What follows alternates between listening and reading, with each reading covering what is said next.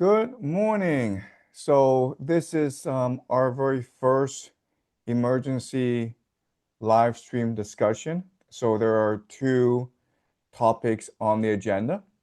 The first topic, of course, is the World Cup, which just concluded a couple of hours ago with Spain winning 1-0. The second topic, of course, is the Iran war, which everyone is expecting to escalate. So the tempo, the ferocity of the war, it is much faster. It's much more greater than in March. What is happening right now that is really interesting is the Americans are reporting, publicizing the deaths of soldiers, American casualties in the Middle East. This is something that they refrained from doing in March. They said that only 13 died throughout those 6 weeks. And of course, that was a very suspicious number. And now we've only been a few days into this war, but they are already reporting 3 deaths, as well as possibly dozens of casualties because due to Iranian strikes on American bases throughout the Middle East, primarily Jordan. Okay, so these are the two topics that we will discuss. This is the first of our um, emergency live streams, so I hope that this is as interactive as possible. So I'll be monitoring chat throughout. So I prepared a brief presentation on the World Cup. As I mentioned in my live stream a couple days ago, I thought that there's a lot of evidence that suggests that Argentina would win it. I felt as though it was being rigged in favor of Argentina. But at the same time, I felt that Spain was the much stronger team. And I also think that my intuition told me that Spain would win. And it turns out that Spain did win. And so this is really interesting. So there are different possibilities for this. The first possibility, of course, is that I'm just paranoid. Everyone's just paranoid. And this at all is not rigged. And the world is not as deterministic as we once believed. Okay. So the first explanation is that I'm just completely wrong. And my entire worldview, framework for understanding the world, it's just completely off base. And that is a very strong possibility, okay? So that's theory number one. Theory number two is they rigged it to a point, which is they wanted 4 teams in the semifinals because these 4 teams would draw the most revenue for FIFA. They, of course, are Spain, France, England, and Argentina. And that's what they got. What they got, and in the finals, what actually happened, they didn't really care. And the third possibility is that they did rig it, but there's a problem with all this, which is that Argentina became too arrogant. They suffer from hubris, and so they just underperform, right? So Argentina, and this is an amazing statistic, but Argentina is the first team in the World Cup not to have a shot on goal in the first 90 minutes. In fact, I think they got their first shot on goal at the 120-minute mark. So that's incredible to think about. Basically, Spain just outplayed Argentina throughout. And in Spain, because they had to face Portugal and France to get to the finals, they were well prepared. They were extremely enthusiastic and they were determined to win. Whereas Argentina, because they were basically given a very easy path to the semifinals, the first tough team that they faced was England in the semifinals. They basically became lazy and complacent and didn't really perform to the best of the ability. Okay, so those are the three possibilities. I'm not saying which possibility is correct. I'm just saying that these are all three different possibilities that we should consider. So again, what I do is I try to develop predictive models, predictive modeling for the world. So it's always important to sort of step back and ask ourselves, what is our framework, what are our assumptions, and what are our predictions, and trying to analyze in real time how our predictions are turning out. To be fair to myself, I never said that Argentina would win. What I did say in the previous live stream was that if Argentina did win, and if it was clear that the officials were rigging the game in favor of Argentina, and if Messi were to score the winning goal, then I would predict that Messi would become president of Argentina in 5 to 10 years' time, and that Argentina would become a major hub of transnational capital. Okay, so that's what I said during my live stream. Just to be completely clear, because some of you are saying that I predicted that Argentina would win. I did not predict Argentina would win. I said that logically, I think that Argentina would win, but intuitively, I believe that Spain would win. Okay. Um, so let me do a quick presentation and then I will open the floor to um, questions and discussions. Okay. So let me share my screen really quickly.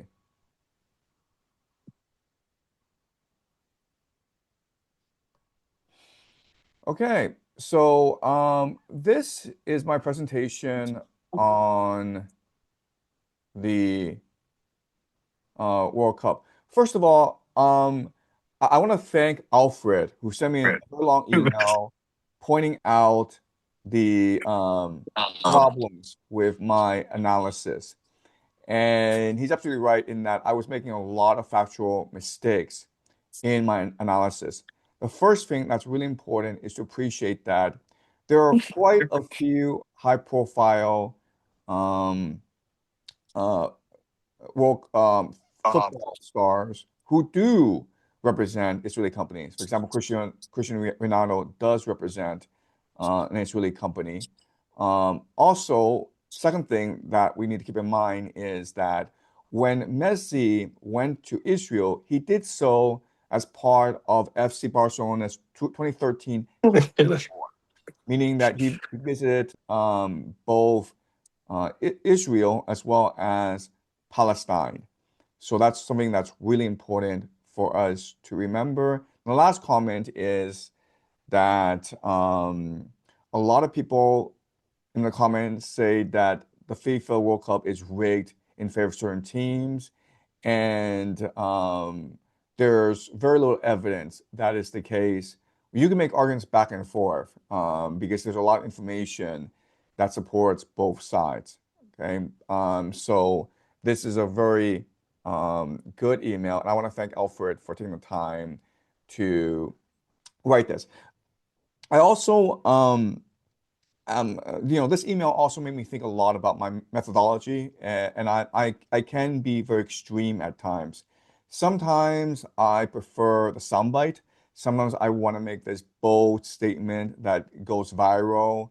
And this email reminds me that right now I'm pretty influential. A lot of people pay attention to what I'm doing. I need to be more nuanced, more balanced, more scholarly in my approach. So again, I want to thank Alfred for this email, and I will try my very best to be more nuanced, more subtle, more balanced in my approach.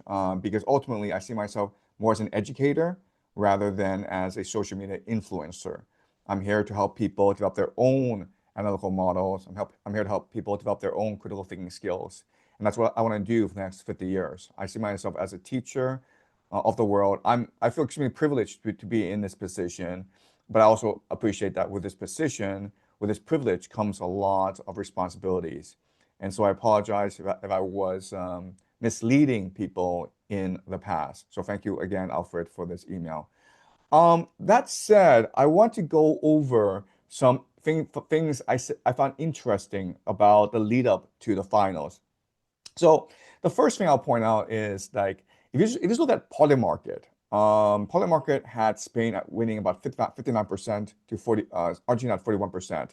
That's a pretty, I mean, that's a very strong bias towards Spain. And I think it's an acknowledgement that Spain is just a far superior team to Argentina on a variety of metrics. In fact, you have Ronaldo, the football legend, who basically said that Spain will beat Argentina easily because Spain will have ball control, and he's absolutely right.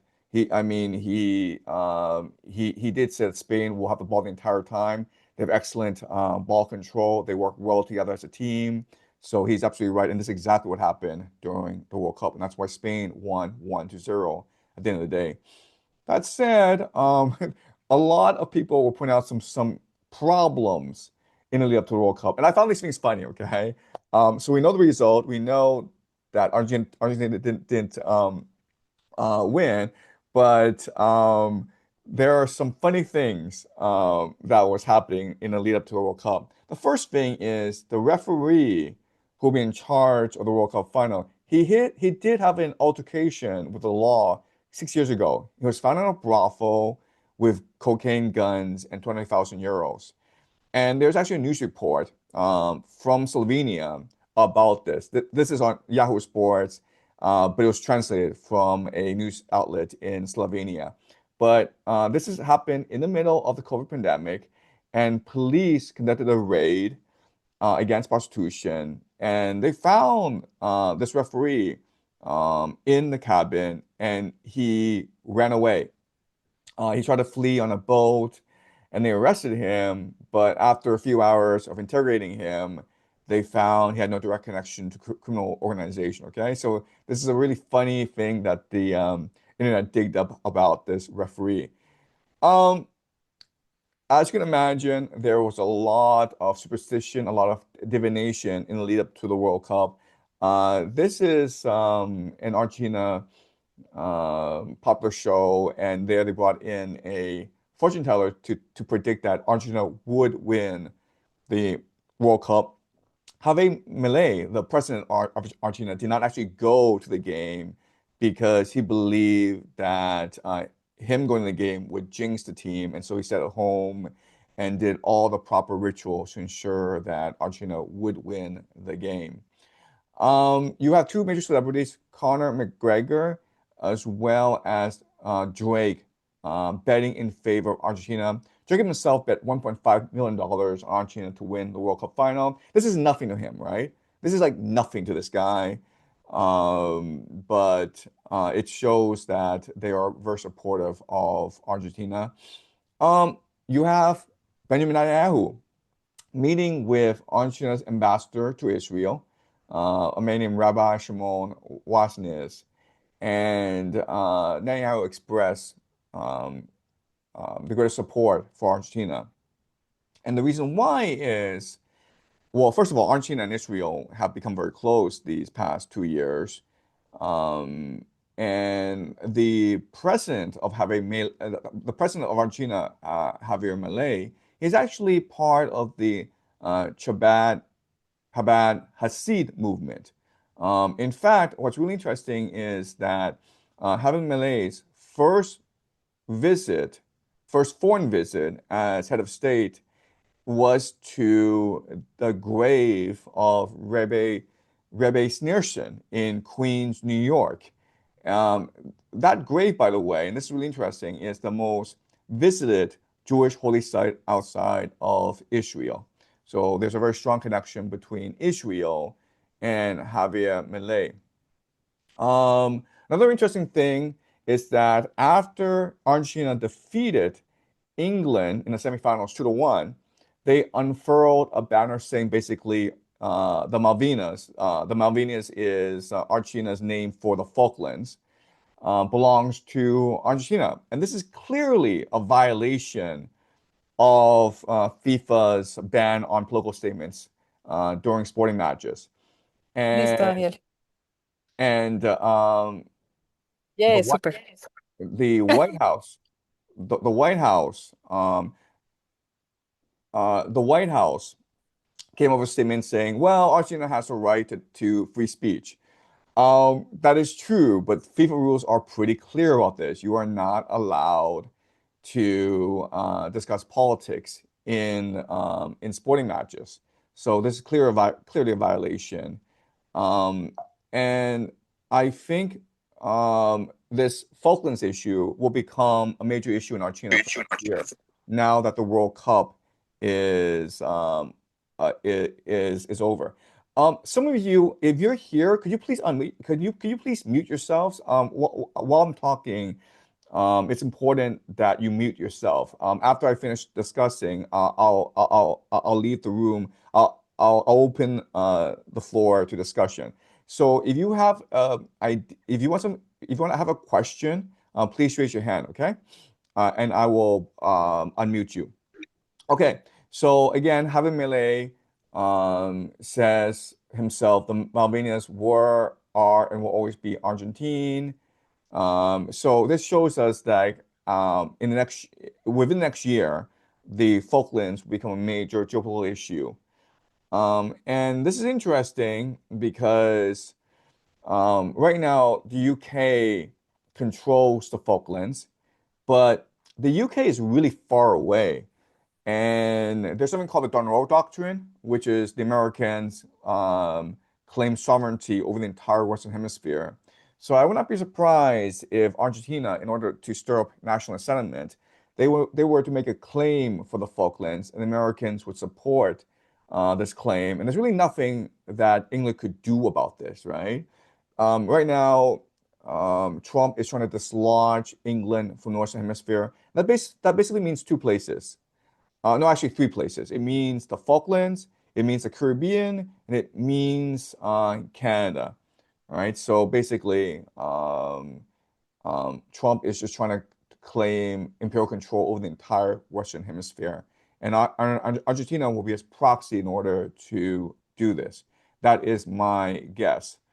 Um, right now, though, there's a major problem for Israel in Argentina, which is no one actually likes them in Argentina. So as you can see from this poll, right now in Argentina, um, you have a vast majority of people who don't like Israel. 55% of people in Argentina have a unfavorable view towards Israel. You have 21% who have a favorable view.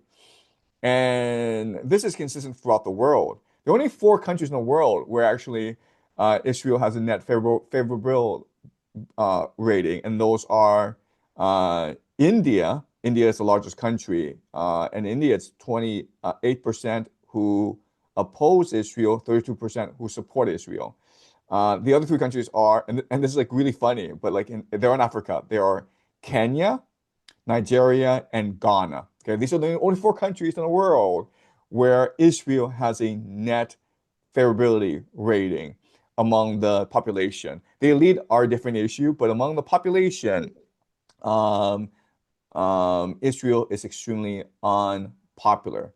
So, how do you fix this issue? Well, I think that if you're Argentina, the easiest way to fix this issue is twofold, right? There are two things you can do. First is you stir up a conflict with England or the Falklands, and then Israel comes in and supports your claim towards the Falklands. I guarantee you, if Israel were to do this, then the popular opinion in Argentina would shift rapidly towards Israel. The Falklands is a huge nationalistic issue in Argentina. We know because why else would the Argentina team unfurl the banner after the semifinals against England? So, this is a war that happened in 1982. It took 10 weeks. And Argentina doesn't fight that many wars. So I think there's a lot of anger, a lot of resentment towards England. So if Israel and the United States were to help Argentina reclaim the Falklands, then the Argentinians would be very, very happy. Also, like, I don't think there's anything in the Falklands worth preserving, right? I mean, like, I don't even know why England fought this war for the Falklands.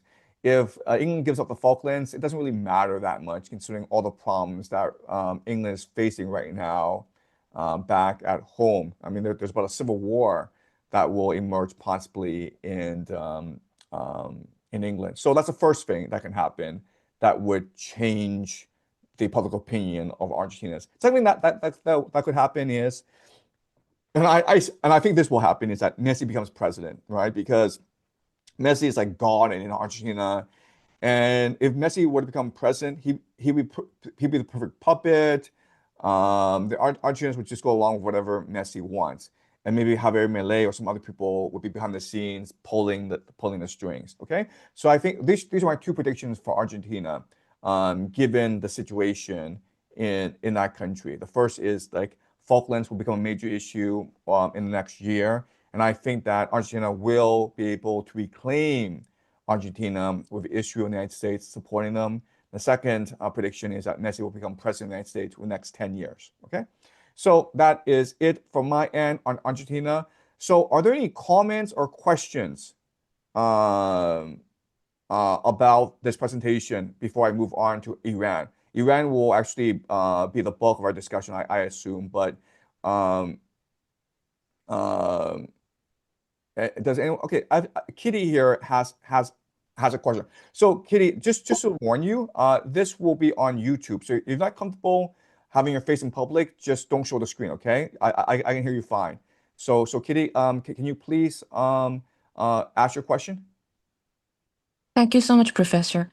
I was wondering, now that you're making these predictions and you have a decent following, people are paying attention. Have you thought about the impact of making predictions? Do you think making predictions is going to change the outcomes nowadays, at some point? Yeah. Okay.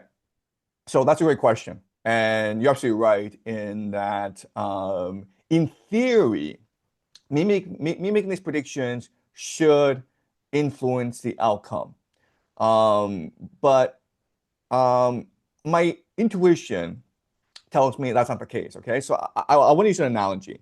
So before I used to play a lot of Texas Hold'em poker, and in Texas Hold'em poker, right, most people are observers. Usually, if there's 10 people on a table, there's only two people in a hand, and sometimes the hands get really, really intense. And it could go on for half an hour because it's the river card, and a major bet has been made, and one of the players is forced to think very deeply whether to call or to fold. And that person, when making the decision, will never take into account what the other people think. Usually, the other people on the table, they are more objective observers, right? So they can possibly make better decisions than people in the hand. They have access to they're neutral, so they can observe how both are playing the game. But never in my life have I been in an instance where the actions, the talking of spectators influenced the decision making of the people in the hand. Um, in in in fact, I think people in the hand they tend to like block things out. So I would say, yeah, in theory, if I'm making these predictions, then maybe the players in the game will take these predictions into account. But in my observation of people, when they do things, they don't really care what the observers think and want. They just focus on the game itself. So, does it make sense, Kitty? Do you want to respond to that, or do you want to ask a follow-up question? I understand your analogy. I was thinking that if the world population is more and more aware of what is happening, maybe at some point it will have an impact on the decision makers, and they might want to play their game differently. But that is something we will see going forward. I do have a follow-up question, but it is not this related to this first question. The follow-up question is more about, do you think that the transnational capital you mentioned, flowing from the old Western Europe bloc to the North American bloc, it seems these days, do you think that there's going to be contention between Europe and North America because United States is more powerful now and they're kind of working with Israel in a way, but it's probably not easy for the European bloc to be spectators. What are your thoughts on that? Yeah, that's a great question. So I think that people prioritize the nation state. People think that the nation state is a constituent player in this world game that we have. And I don't know how true that is. I think transnational capital is beyond the nation state. It controls the nation state. It basically warps geopolitics to its advantage. And quite honestly, I think that Western Europe is a vassal state to the United States. This has been true after World War II. It's true especially now in that the United States is forcing Ukraine to fight this war in Ukraine, which does not all benefit Europe. So I agree with you that a lot of transnational capital is flowing from Europe outwards because, quite honestly, Europe is hopeless. But this is not going to create tension between Europe and the United States because Europe is essentially a colony of the U United States. I know there's been a lot of anger over Trump's tariffs against Europe. I know there's been a lot of anger about Greenland and possibly about Canada in the future and possibly even over the Falklands as this year progresses. But you have to look at exactly what the Europeans have done in response. Okay, you have a lot of rhetoric, you have a lot of theater, but like what the Europeans done? Well, they've done exactly what the Americans asked them to do, which is basically up this war in Ukraine, increase NATO defense spending, and prepare the population for conscription. So I don't see at any point how Europe diverges from the United States. If Europe and the United States were really in conflict, you would imagine the United States were, you can imagine that Europe, their best strategy would become closer with Russia and China, right? To basically come to a approach with both countries because Europe, how Germany became rich was they basically had access to cheap Russian energy and then they converted that into really expensive manufactured goods like BMWs and Mercedes and sold to China. And now what's Europe doing? Europe has a trade war with China and Europe has a real war with Russia.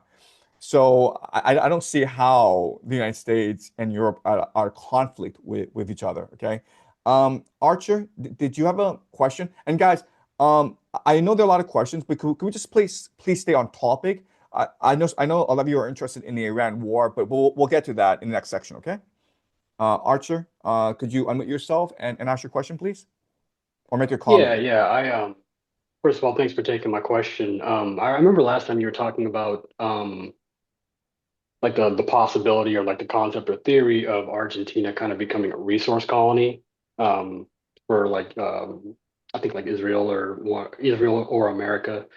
I was just curious as to how that works. Like if there's no military operation, like does a resource colony work in terms of like trade deals or is there some sort of like IMF preferential treatment or like how does that play out?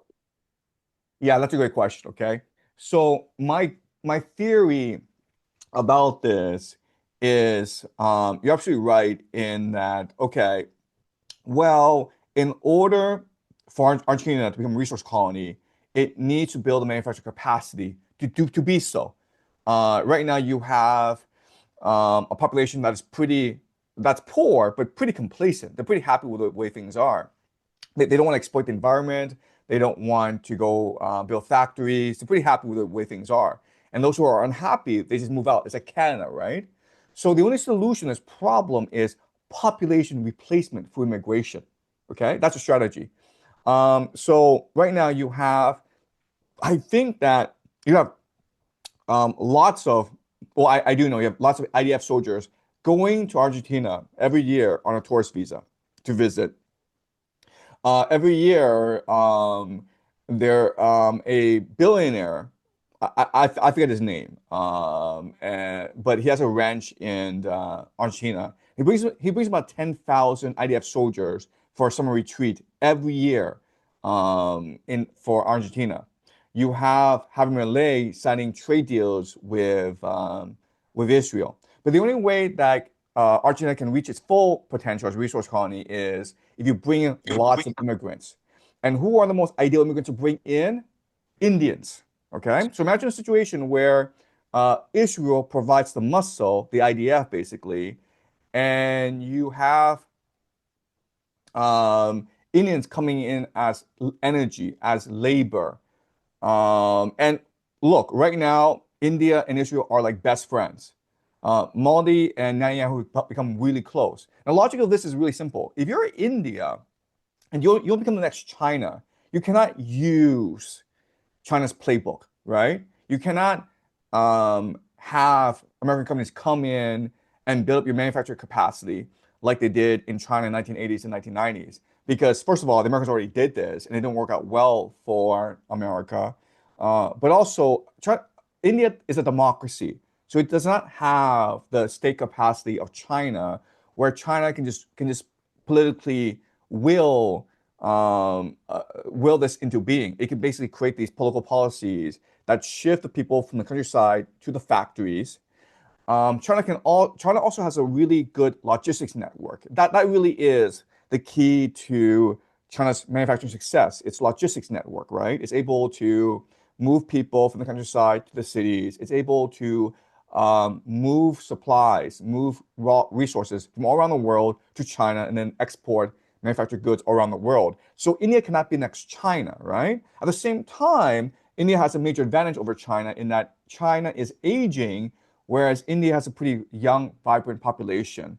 So what you do is you basically move your population overseas, right? And this already happening. You've got millions of Indians flowing into Australia, into Canada. And every time that India signs a trade deal, it requires that nation to open up its borders to Indians. Okay, so recently Japan has signed a trade deal with India. I think part of this trade deal is that Japan also has to welcome Indians into Japan. Great. So this is how India plans to get rich by exporting its young labor overseas. And Argentina makes a lot of sense because Argentina is almost like virgin territory. You've got a pretty complacent population that don't really want to work, that don't want to exploit the environment.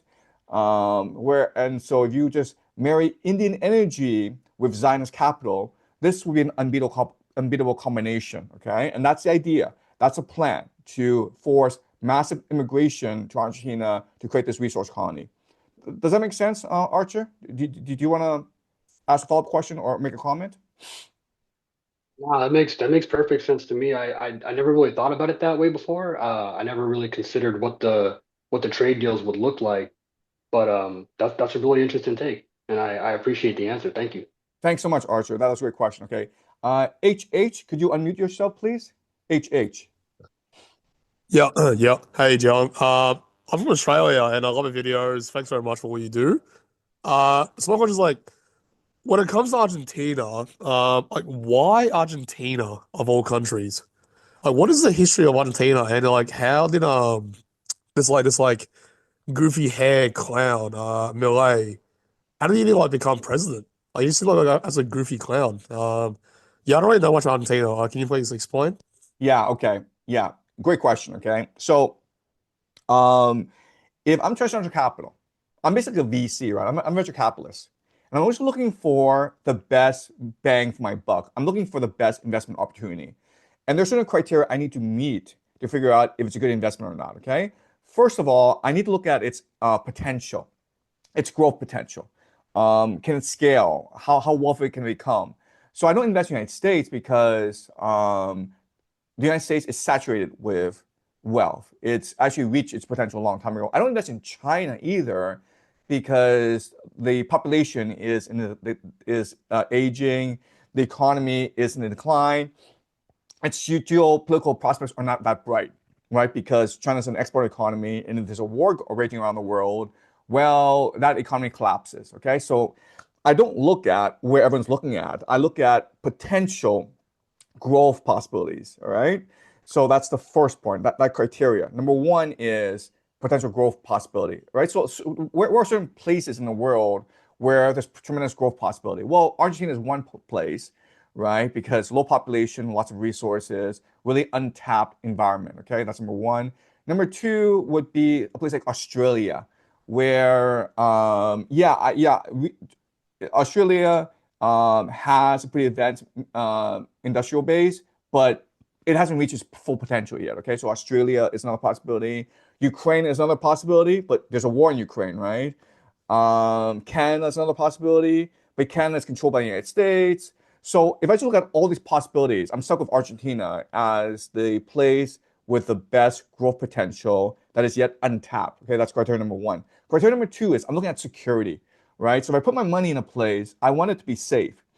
And so I don't put it in Ukraine because the Russians can come and steal all my investment. Okay, and that's what's happening to BlackRock right now, right? BlackRock basically gave Ukraine a lot of loans, and Ukraine gave them resources as collateral. But if Russia wins this war, that all goes to nothing. Okay, so that's the second criteria. Security. Argentina is good because Argentina is surrounded by two oceans. It has no enemies. It has a rivalry in soccer with Brazil, but like not actually going to fight a war because both are very large countries, and and they're resource rich. Okay, so they don't really need to fight a war over resources, and there are no hostile powers in the Western Hemisphere. America controls the Western Hemisphere, but America is far away, right? And for America to extend downwards to Argentina, that's a very long way. America, the United States, is focused on taking control over the entire North American continent, and that's actually enough for the United States. It doesn't need to go further, right? It plans to go down to Venezuela, but it doesn't want to deal with Brazil and Argentina, right? So in terms of security, yes, okay. That's number two.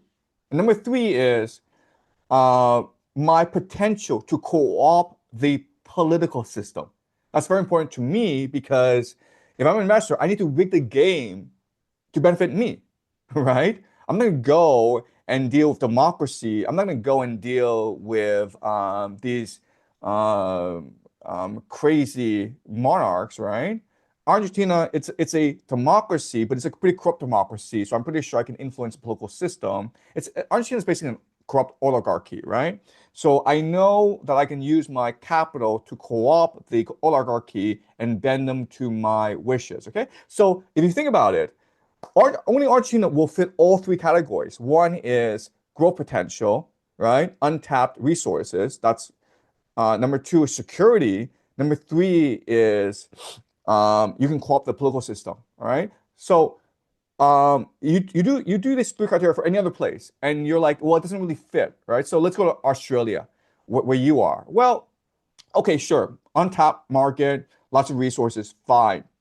Um, that's fine. Security, yeah, it's surrounded by the seas, but at the same time, China, Japan are close by.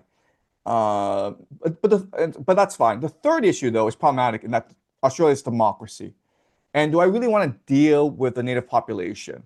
They could be a headache. Australians are notorious for being hard to deal with, and I think that's a good thing. Okay, but the Argentine population, I think, would be much more complacent because ultimately, if I'm an investor, I want to promote mass immigration in order to fully realize the industrial potential of this place, right? So you can say, look, there are three major investment opportunities: Canada, Australia, and Argentina.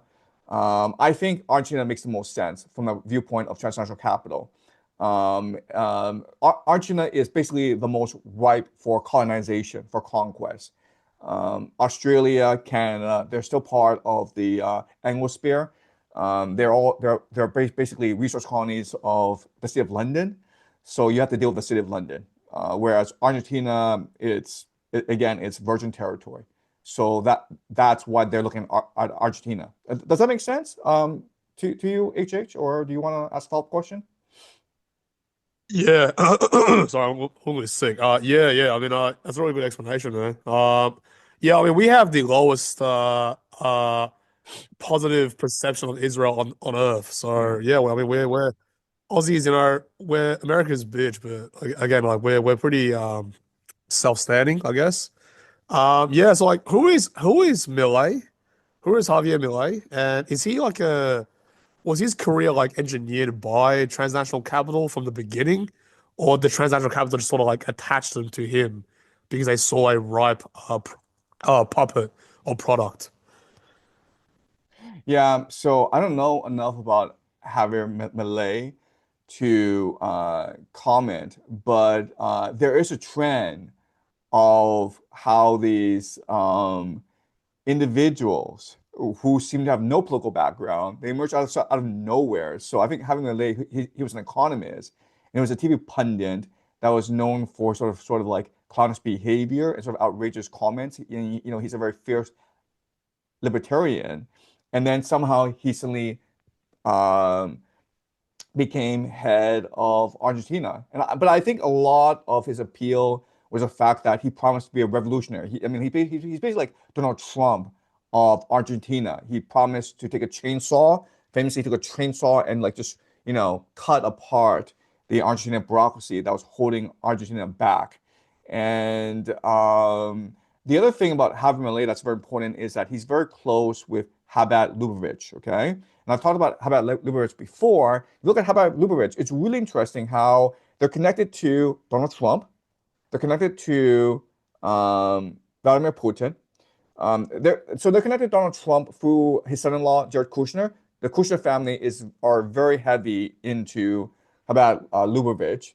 And then you have Javier Milei, who is also associated with Habad Lubavitch. In fact, as I pointed out, Javier's first visit, Javier Milei's first visit as first foreign visit as head of state was to the grave of Rabbi Schneerson, who used to be the Messiah of Habad Lubavitch. I mean, there are a lot of people within Habad Lubavitch who consider him to be the Messiah. Okay, so I don't have enough evidence to suggest that this is all conspiracy, but it seems to me an alignment of interests where Javier Milei found himself in a very good position, and transnational capital saw him as a good investment because ultimately, at the end of the day, transnational capital has unlimited financing, right? So it costs them nothing to invest in a politician. And now that Javier Milei has won out, well, now the relationship is becoming much more concrete. I think the same situation will happen with Le Lionel Messi, right? Who's a football star, but maybe transnational capital sees potential in him, and so they invest in him. I mean, that's also what happened with Donald Trump, where in 1980s, not Donald Trump was the first original reality TV star. He was in the tabloids every single day, and then there were people who were like, this guy could potentially be president of the United States. It costs us nothing to become his friend. It costs us nothing to invest in his properties, right? So let's just do it. So again, these people think in terms of like venture capitalists, but instead of investing in companies, they invest in individuals who could have a bright political future. I think that was the case with Javier Milei. If you invest in these people, one of two of them, you could be a unicorn, okay? But essentially, regardless of where he came from, Javier Milei now is bought and controlled by transnational capital. He is doing exactly what Israel wants in Argentina. Okay. So, do you have any more follow-up questions, HH, before I move on? No, no, no, no, that's Okay. all good. Yeah, I just find it kind of funny how like he pride himself on like a libertarian, and then as soon as he gets power, he becomes Israel's bitch. Basically. Yeah, but a lot of them are Yeah, like that. A lot of them like that. I mean, yeah. Zelensky came to power promising to end the war in Ukraine. He actually visited Donbass and told these Azov battalion militants, right? These are basically Nazis, to cut the crap out, and they basically told him to get lost, right? So, and then Zelensky now is the biggest proponent of this war in Ukraine. So, Hannah, Yeah, yeah. you have your hand raised. Do you have a question or comment? Yes, it's actually about AI though. So, but I just feel like I'm not gonna have a chance later to Okay, ask. sure. Yeah, sure. Go Yeah. ahead. So yeah, you mentioned that there's like a planned orchestration to crash the stock market, including via the AI bubble. I was wondering like what clues or evidence you have of that, and also if you still think it'll happen 2026. So yeah, I agree that AI is not profitable, and I agree that the government will probably bail it out. But before that, I was wondering, um, yeah, why you think so that it'll be crashed, like Yeah, as a planned crash. yeah, so there's a lot of signaling to suggest like they are planning on a crash. Again, my theory, and I could be wrong, is that these crashes are manufactured rather than natural. Because I live in China and we never had a financial collapse. And I found that really weird because if you look at the stock market, it's basically like a casino, right? The real estate, it's a bubble. And so it's a controlled demolition we have in China. So I find it weird that why is it in China things are controlled demolitions, like the real estate market, it's gone down, but it hasn't collapsed the way that you saw in 2008, right? Whereas in America, you have these like financial crises all the time, and I think it's because a lot of these crises are manufactured. So if they're manufactured, what they need to do is signal that a crisis is coming in order to basically cover their ass. Basically, the idea is plausible deniability, right? So like, all the signs were there that this was going to collapse and it was not manufactured, right? So, certain signs that I'm seeing, like they're going to manufacture an AI collapse are one, you have people saying that a collapse is imminent, right? So Andrew Ross Sorkin, who is probably the most famous financial journalist in America right now, he runs DealBook for New York Times, the most influential financial journalist in America, and he wrote a book called 1929, and he's talking about how we are about to face a financial crisis. This is a guy who spends every day with the leading CEOs of America. And you only get into that position if you know exactly what they want you to do, right? So that's one clue. You also have a journalist named Ed Zitron, Zitron, and he's very good. I mean, like I've watched his analysis; it's very strong. What's interesting to me though is how he's being promoted in like major news outlets that are basically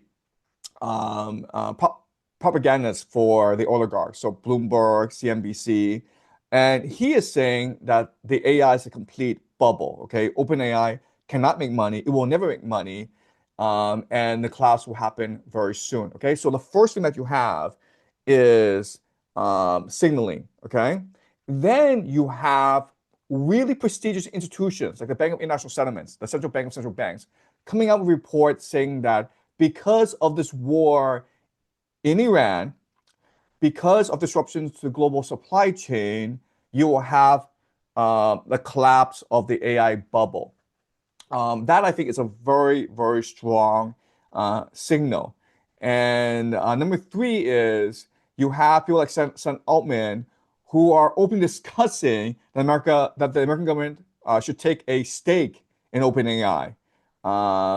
And so you have these three things happening. I think what's happening is they want to collapse the AI market. And the reason why they want to collapse the AI market is to basically to consolidate the winnings, right? So you've got a lot of people investing in AI, and a lot of these are retail investors. Once you collapse the market, then you can consolidate your winnings. Basically, transfer the money from the retail investors to the institutional investors. That's the first thing. Second thing you can do is you can engineer a government bailout. So now you have almost unlimited financing for your database rollout.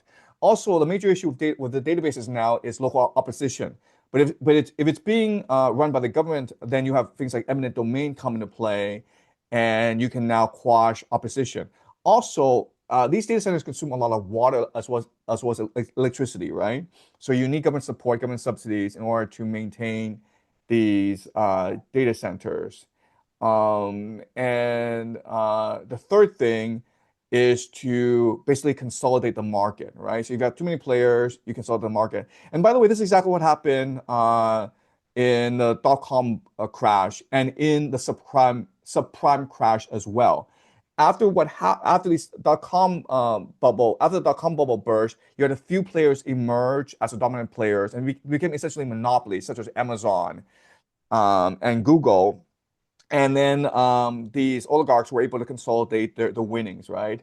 So these stock market collapses, they're often manufactured and they're often about ensuring that the oligarchs are able to consolidate their winnings. Okay. Does that make sense, Hannah? Or Yeah, I was wondering what incentive people like Sorkin would have to tell us about this. And I guess he could profit from the crash because he would have had sold before, right? And then he tells us it's gonna crash and he's hoping for the crash and then to rebuy it. So is that also what you mean that the day who wants to collapse it will be people like him then? right. So Andrew Ross Sorkin is different. Ross Sorkin, he's a journalist. So he's basically a running dog of the oligarchs. What he wants is access to power, right? The oligarchs want to consult their winnings, but Andrew Ross Sorkin, he just wants access. He wants to be associated with the elite. And as long as he does what the elite want him to do, then they'll take him out to dinner. They'll invite him to Davos. They'll be his best friend, right? Does that make sense? So journalists are looking for Yeah, access. I see. Yeah. Yeah. And the oligarchs probably already sold and they want the crash, right? Basically, and they're hoping that's why they're telling people like these journalists then, I guess. Yeah, They're giving this also access. but also the real way to make your money is you short the market, right? So you are imagining Yeah. the market's going to go down to a certain number, and that's how you profit. Now, this is what happened during the subprime crisis when the bubble burst because institutional investors such as John Paulson, he took out huge bets that the market would collapse, right? So he made $20 billion off that crash that took away that took away homes of millions of people. John Paulson made $20 billion betting against the subprime market. Okay, and I imagine the same thing will happen here when you have some institutional investors take out huge bets against the AI, and they'll make a lot of money that way. Okay, and just last part. So do you think that it'll probably happen like by end of 2026, or when do you think the latest this could happen? Any thoughts on that? I can't tell you this. It's almost like the World Cup where logically it should happen this year, but intuitively I think this thing can go on for a lot longer than we imagine. And the reason why is right now there's only 7 companies in the stupid game, okay? As long as these 7 companies support each other, they're fine, right? So the game is set up so like we'll never figure out when they'll do it, and when they do it, it will be to the maximum benefit. Okay, if that makes any sense. Yes, I imagine this IPO thing also would kind of play into it, right? After they IPO, or at least Tesla, I mean, SpaceX already IPO'd, so I imagine that's a signal. But okay, thank you, Professor. Okay, Yes. thanks, Hannah. Dia, you had your Dia, DIA. Hi, yeah. So thanks for taking my question. Back to Argentina. It used to be a very rich country until the Great Depression caused it to fall out of trade routes with the rest of the world. Considering that you believe that market crashes are possibly manufactured, do you think that other forces might have been behind its 20th century decline? And if so, what reasons might you have? What would you think of for that? Right. So that's a really good question. And so just to be clear, I don't think it was the Great Depression that caused Argentina's collapse. I think it was actually the late 19th century. There was a collapse in Argentina. Their economy collapsed. Okay, so this is even before the Great Depression. And if you want to go conspiracy theorist, okay, you can make the argument that it was because transnational capital wanted to transfer capital to Argentina. And so they needed to collapse the market in order to make land cheap for their investment. But that never materialized because they recognized that America, the United States, was a better investment. Okay, so rather than the capital flowing to Argentina, it flowed to the United States instead. This was also the time, if you remember, with like this was the beginning of Zionism, right? So Theodor Herzl wrote his book, Judenstaat, basically Jewish homeland in the year 1899. And then the Balfour Declaration was I believe 1917. So this was during the time of the growth of Zionism. This is when transnational capital is trying to shift from Europe, the city of London, to the Western Hemisphere. But my intuition tells me, okay, and again, I don't know enough, but my intuition just tells me like, well, Argentina was at this time the Japan of the world, and like you have too many investments, you have too much capital in the place, and there wasn't enough industrial capacity. There wasn't enough demand for Argentina, and so the economy collapsed. Basically, it was overheating. And another way to understand this is not all things are conspiracies. A lot is just fundamentals. So if you have a really strong government, if you have a really dynamic political system, if you have a really energetic population, then the economy will do a lot better. Um, the reason why I think that they want to do population replacement in Argentina is they recognize that people who are religious, okay, basically Hindus and the Zionists, they are going to work a lot harder to build your economy than people who are not religious. People who are not religious tend to engage in speculative behavior, like doing the least amount of work for the greatest profit. People who are non-religious also tend to become very complacent, right? Because they're not that motivated. Whereas if you're Hindu or you're Zionist, you see it as God's will that you transform the land into a great nation state. And this is why the United States became so powerful, right? Because the United States was founded by Puritans, by these religious zealots. And this explains why Utah is one of the most populous regions in America because it was founded by Mormons, who again are religious zealots. So if I'm an investor, if I'm in transnational capital, um, I don't necessarily have an eschatological framework, but I will invest in people who do because they work harder than other people. Okay. So yeah, does that make sense, Dia? Or Yeah, thank you. Do you mind if I ask a follow-up question sure, to go ahead. this is more related to what you was talking about for the AI bubble. So about 2 years back, South Korea banned short selling, and then in 2025, they essentially became the stock market became the most performant stock market in the world. Um, do you think that has anything to do with the short selling being banned? And following up to that, I suppose one of their companies has now entered the Nasdaq in the US, and the Nasdaq and the S&P 500 are now deviating quite a bit. Do you think that any deviation there might not be part of the plan for transnational capitalism, for example? Yeah, my intuition tells me, again, I don't know enough about South Korea to like really be able to assess the situation, but I think like the stock market collapses, it's really a sign of society in decline because it's a sign of anxiety and desperation, right? So if you go to South Korea, the inequality, the corruption in South Korea is beyond the charts, okay? And so they're really the only option for most normal people is to gamble in the stock market. And like honestly, these past few years, you've seen this massive surge in the Korean stock market. It is really the best performing stock market in the world right now. And so if you are a retail investor, you're gonna bet your life savings on the stock market. It's the same situation in Canada, where these past 5 years, we've seen a huge surge in real estate prices. And everyone was trying to jump into the real estate market, believing that, well, Canada, there's only a limited amount of housing. You've got all these immigrants coming into the country. So yes, the housing prices can only go up. And so people engage in really speculative behavior. Again, I think it's really a sign of society in decline where there's desperation, there's anxiety that translates into a unrealistic euphoria for money making.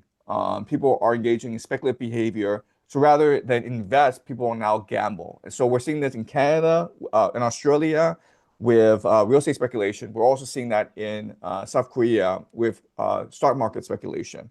So I just think it's a sign of capitalism decline. I think that we are approaching the end times. All right, thank you. Thank you. Okay, Farhan, you're next. Could you unmute yourself, please? Hello, Professor. Can you hear me all right? Yes, I can. You're perfect. Yeah. Thank you for taking my question. I wanted to ask about sports. You mentioned that you think the World Cup is a very significant geopolitical event, and I would definitely agree. To preface this, I guess I would say that oftentimes psychologists and sociologists talk about how sports are symbolic of war, of Yes, conflict, and how absolutely. so even spectators are able to feel passionate about it because it's like they're part of this greater tribal group, and that the World Cup is definitely is a symbolic struggle between nations. So the question is there a way that transnational capital or the media or even maybe the occult could manipulate that tribalism for some kind of long-term strategy, whether to be to incite conflict or whatnot? Yeah, that's a great question. You're absolutely right. So soccer has become the substitute for war nowadays, right? And that's why there's so much energy surrounding soccer. You got like these people who will save up literally for like 10 years just so that they can fly to America, United States, to attend a World Cup match. You've got like tens of thousands of Argentinas, and Argentina is a poor country. And these are like just middle class people. They are spending thousands on World Cup tickets, and then tens of thousands on travel, on hotel. So the World Cup really does bring out nationalistic sentiment. And I think the purpose of the World Cup is just really to embed in people's imagination the nation state as the constituent element of the world game, right? So nationalism benefits transnational capital in that if people are focused on nationalistic sentiments, on nationalism, then that allows transnational capital to manipulate everyone behind the scenes. Okay, so transnational capital can invest in both China and the United States, and then create this narrative that the United States and China are in competition with each other, which allows transnational capital to be a parasitic force on both nation states and draw energy from both. So I think that's what the game is. The game is not necessarily to manipulate people, but to distract people, to divert people's attentions from where the real action is happening. Okay, so transnational capital is able to win because it's fool people to believe that money is wealth. When really wealth is attention, it's energy, um, and um, and the entire point of the World Cup as a spectacle um, is really to make people focus on the wrong things and make people think that they are a part of a nation state as opposed to being part of humanity, being part of God. If we are to like thrive as a species, if we are really to survive the coming crises of the next few decades, we need to remember that we all have the power to create wealth for our attention, for our energy. And we also need to remember like we are all connected together. And we also need to remember that we're all connected to God. There's God in us and that we are part of God as well. And if we recognize this, then we can create a new future for humanity. And so transnational capital, they're desperate to keep us focused on the here and now. They're determined to make us afraid and anxious. They're determined to make us focus on our rivalries and anxiety against each other. They're focused on making us think that money is the end all and be all. Okay, so I think that's really the point of the World Cup. That makes a lot of sense. Thank you. Thank you. Um, Giovanni, are you here? Did you have a question or comment? Could you please unmute yourself? Giovanni. Yes, Professor. Yes, can you hear me? Yes, I can hear you fine. Thank you so much, Professor Chang. Thank you so much for everything that you do. Um, I saw this comment on like this guy named Henry Fang. He wasn't his microphone is not working, but he had a question, so I was just going to ask that. So he said, is there validity to the reports of original Nazis escaping to Argentina? And if that were perhaps true, how does that relate to modern day Israel influence? Oh, yeah. I mean, that's a historical fact. I don't think anyone denies that. If you looked at World War II, both the Vatican and the Argentine government were very supportive of the Nazis. And towards the end of World War II, when it was clear that the Nazis were about to lose the war, they created all these channels to smuggle Nazis into Argentina. And this is what a lot of countries did, right? So the Soviet Union and the United States also smuggled a lot of Nazi scientists into the countries. In America, this was called Operation Paperclip. And these Nazis were responsible for the United States space program, as well as the space program of the Soviet Union. So this space race between the Soviet Union and the United States was not between the United States and the Soviet Union. It was between German scientists, Nazi scientists working for the Soviet Union, and Nazi scientists working for the United States. Okay. And the reason why is the Nazis were the first to develop advanced rocket technology, the V2 basically. And so the Argentinians wanted the Nazis for the same reason, not just ideological, but because the Nazis had tremendous expertise in the political system, in finance, economy, in business, and they want that access. And you can argue like this sort of the Nazi influence in Argentina, it's still there today. If you go to Argentina, you're gonna find entire communities of like these blonde, blue eye, Aryans. I think Argentina takes tremendous pride in being like very white, very, very Aryan. And they take tremendous pride in the fact that they were sympathetic towards the Nazis in World War II. Okay. All right. Thank you, Professor Chang. Yeah. Weislaw? Weislaw, are you here? Could you unmute yourself, please?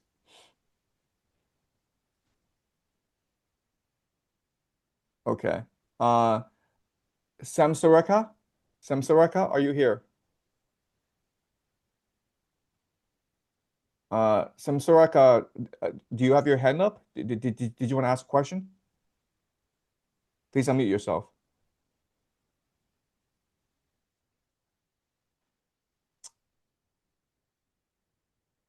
Okay. Did you have another question? HH? Yes, I did. Yes, I did, John. So basically, yeah. So I just want to ask, like, this is not about the World Cup directly, but it's related again about, like, like the Israel and the Zionists. So you mentioned in your lectures, and I find it very interesting how, like first of all, I learned a lot of history for you, and I did a lot of research myself. What I'm like really curious about, and I haven't really found like a definite answer on this, is like why the Jews, especially the rabbis, agree to basically like be kind of like on schedule, like routinely abused by the Catholic Church and scapegoated. Like, okay, I get like, okay, well, they let them survive and like cope with the Europeans, but it's like, well, in apocalyptic Judaism, sh if they're going to be abused like that, like for such a long time, why don't they just like rise up together? And if everyone dies, well, okay, well, like, at least we tried, right? Like, well, why would you allow yourself to be abused like that, like for like centuries? Yeah, so like, that's my question. Also, like, the Catholic Church, you said, okay, there's like secret agreements between the rabbis, and they are often scapegoated by all these terrible things. It's like, okay, well, you have messiahs like rise up, bro, like Sabbatai Zevi. Why didn't every Jew just like, okay, hey, screw it, let's just to hell with the Catholic Church. We all die. We all die. Yeah. I'm just a bit confused with that. Thank you. Yeah, okay. So I think the history of Judaism in Europe after Christianity It's very complicated, okay? But let me give you my understanding of what I think happened. So after the rise of both Christianity and Islam, and there were a lot of Jews who converted to Christianity and Islam. So remember, like the first Christians, like people like Paul, Peter, Jesus, they were actually Jews. And so Judaism at this point, it's basically a very minority religion, whereas during the Roman Empire, before Christianity, Jews made up about 10% of the Roman Empire. That's a lot of people, right? And in some places like Alexandria, it was a third of the population were Jews. So the Jews were a huge cultural force during the Roman Empire. And then with the rise of Christianity, with the rise of Islam, they became very minority. They became decimated over time. And during the Middle Ages, there were still pockets of Jews around Europe. And I think a lot of this history is not really fully appreciated. So I think that, yes, there were a lot of programs, there were a lot of persecutions, a lot of scapegoating of Jews, especially in the worst economic times. But I would say, like, for the majority of this history, Jews were a lot better treated than people appreciate. Okay, so let me explain the logic here. Okay, so at the time in Europe, I'm talking about the Middle Ages, there are two main powers, right? You have the feudal lords, the nobility, and you have the Catholic Church. And for the nobility, the Jews are great to work with because as nobles, you have certain problems that you need to be resolved, and Jews can help you resolve this issue. First of all, you need a captive managerial class, right? So you're a plantation owner, you need plantation managers, and you need people who are loyal to you. Well, Jews are very loyal to you because you're the only one giving them protection, right? They're minority in a Catholic area, and these Catholics are taught that the Jews killed Jesus. And so if you're a nobility and you provide protection for the Jews, well, these Jews are going to work really hard for you, and they're not going to bitch about pay and treat and like being treated better, okay? They are very loyal and obedient and hardworking workers, okay? So that's point one. Point two is at this time there's a lot of trade going on, and you want to trade with the Islamic Caliphate, right? Well, the only people who can allow you to trade with the Islamic Caliphate are the Jews because they have networks in the Islamic Caliphate, okay? So the Jews allow you to access trade networks around the world. And the third thing that's really important is Jews have access to financing. And Jews, unlike Christians, are allowed to be money lenders. And the best way to make money at this time is through usury, right? So as a Christian lord, as a Christian noble, you're not allowed to lend money to people at interest, but the Jews are, right? So you get the Jews to be the scapegoat for you. And again, throughout most of history, this relationship is fine. The Jews are able to accumulate wealth, and they give you a huge portion of this wealth. Jews work hard for you, and Jews allow you to access trade in the Islamic Caliphate. So from the perspective of the nobility, this is a great relationship. Jews put up with this because it allows them to practice their religion and it allows them to stay together as a community, okay? The Catholic Church sees Jews also as an asset because and Augustine writes about this in his writings. But Augustine's point is, if we are truly to get the Catholic people to appreciate the privilege of being Catholic, you need to create the other. You need to create a people to show Catholics what happened if you give the faith. And the answer is the Jews, right? So you create Jews as this alien other, and you create artwork, you create these writings that chastise them, that insult them, but you basically promote anti-Semitism, but it's a controlled anti-Semitism, right? And so again, throughout most of this time, this relationship worked out well for the Catholic Church, worked out well for the nobility, and worked out well for the Jews. And then there are certain times when the nobility is so corrupt, when the Catholic Church is so corrupt that the people rise up. In which case, what do? You blame the Jews, right? You divert their attention to the Jews. You plant spies, you plant agents within these peasant uprisings, and you get them to direct their anger at the Jews. Okay? And then if things get really bad, what do? You expel the Jews from your land. They go to the Islamic Caliphate, or who cares where they go, and that makes people feel a lot better. Okay, and so you have this very unstable relationship where, okay, most of the time things are working out great, but in times of calamity, in times of famine, in terms of like Black Death, Jews become the scapegoats. And this is important for us to appreciate because the same dynamic could turn out today, where, okay, it seems like Zionists and Jews control the world, but they only do so as long as the ruling elite are tolerate them, right? And we have to remember, like, when things get really bad, if there's economic collapse, if there's famine, well, the elite is gonna direct our anger towards the Jews. So this is something this is a history that's not really discussed, but it's something that we really need to appreciate if we are to understand what might happen next 10, 20 years. Okay? Does that make sense, HH? Yeah, so I mean, it definitely does make sense, but like, like the key point about like why obviously the Jews, like at first, okay, that kind of benefits us because we get a trade and they have these secret understandings.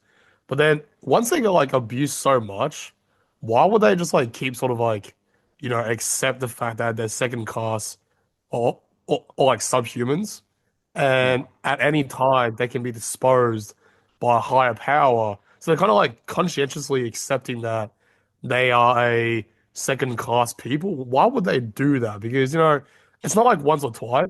It's like a Yeah. like very serious, pogroms, and they're like Yeah. expelling. Yeah, yeah. Yeah, Hmm. okay. So there's actually a very easy but cynical explanation for this. And the answer is if the Jews just converted en masse, the rabbis would lose all their power, right? The Jewish elite would have absolutely no power, right? Like, so really, this is really to justify the rabbis and to ensure they continue their power. So remember, the thing about the rabbis is that it's dynastic. So the rabbis pass on the power to their authority to their sons and to their grandsons as well. So it's passed within the family. So the rabbis are basically the aristocracy of the Jews. And in order for the aristocracy, the rabbis to maintain power, you have to have Jews, right? So, so you create a situation where, okay, you explain to the Jews this persecution, it is the will of God, and God wants you to be persecuted to force you to redeem yourself, to repent, to recognize God as a supreme authority, to welcome God into your bosom, and then God will send the Messiah to you. So I hate to say this, and it's a really cynical explanation, but in any society, the elite are looking to justify and rationalize their power over the people. And you know what? It would probably be in the best interest of the Jews to basically convert to the whatever local religion, and so everyone gets along. And honestly, this is what's been happening throughout most of human history. Like if you go to a new region, then you convert to the local religion. The other thing is like, before the rise of Christianity, most communities were extremely tolerant. They were polytheistic. They were like, like if you want to be a Jew, fine, we don't care. But you also have to like, welcome our gods as well. But the Jews were distinct in that they only accepted their own God as the legitimate God. And the first commandment is do not worship false idols, right? So they disparage and refuse to accept other gods, and that's what got in trouble with the Romans, right? So that's a cynical explanation. I'm not sure that makes sense. Yeah. Yeah, okay, yeah. No, I mean, yeah, it seems like the rabbi is kind of like the medieval PMC in a way, like a medieval professional managerial class. Well, they're the Yeah, Jewish aristocracy, right? yeah. Right. Okay, I mean, look, this guy, Colton, can I ask a question like on his behalf because he says his mic is broken. Sure, go He said ahead. it's kind of related actually. It's kind of related. It's like, okay, Prof. Jiang, you've spoken of moving to from atheism after encountering Dante, assessing higher forces slash God in teaching, yet not identifying as traditionally religious. How does your understanding of eschatology connect with your view of God and absolute truth? And what is your perspective on the Abrahamic religions in relation to that? Yeah, this is Yeah, like Cole's question. I was asking. Yeah. sure. Okay, so I don't see myself as religious. I think that religion is too organized for me.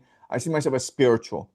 And what I mean by that is rather than adhering to doctrine, I adhere to intuition.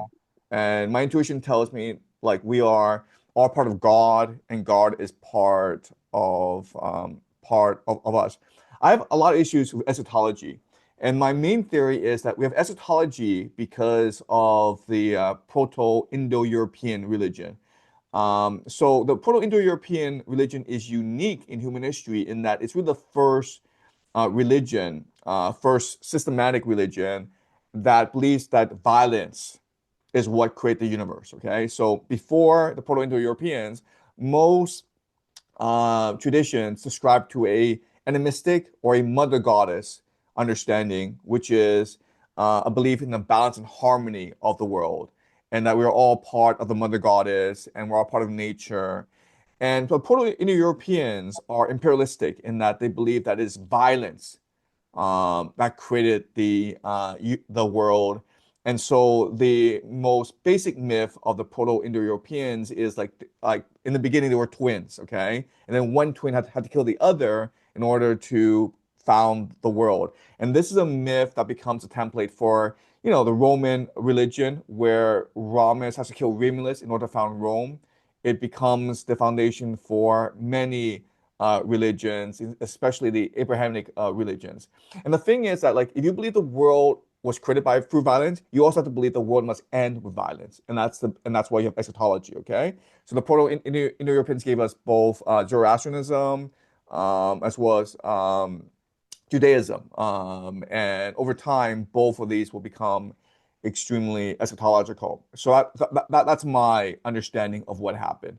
But what this means is like um, the world doesn't necessarily need to be eschatological. But unfortunately, we're controlled by people who believe in eschatology because, as I said previously, people who believe in eschatology tend to be very violent people. And people who are very violent will often be able to amass more power than people who are not violent. Okay.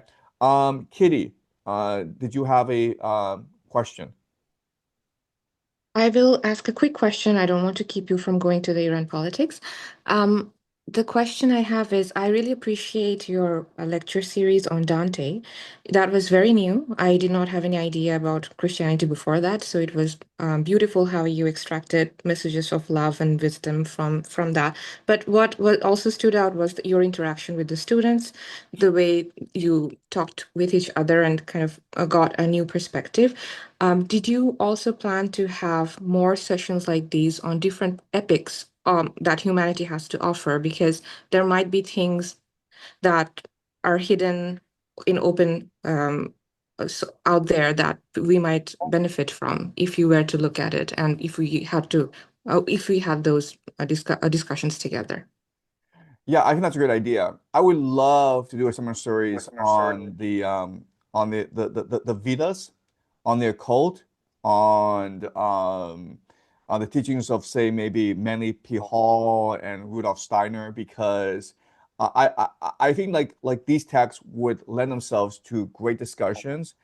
And the reason why I taught the Dante seminar is I want to learn. I never read Dante in full. I've taught Dante before, but I've never really read him from like line to line. And just reading him line to line just opened my eyes. And as you can appreciate, doing it in a seminar style really drove learning for everyone. So I would love to do it again. I would love to do a seminar on the Bible, on the Vedas, on text that I would struggle with if I were to read them by myself, but which I would be much more motivated to learn if I were doing it in a group. Okay, so thanks so much for that, Kitty. Westlaw, can you unmute yourself, please? And Yes, I am here. Yeah. Sorry, go ahead. last time I didn't realise No worries. that wasn't coming. Yeah. Look, my question was, are the failing authoritarian empires sensing this is their last opportunity for their projected colonial ambitions? And so what options has the rest of humanity at its disposal to resist invasions from these and emerging authoritarian empires?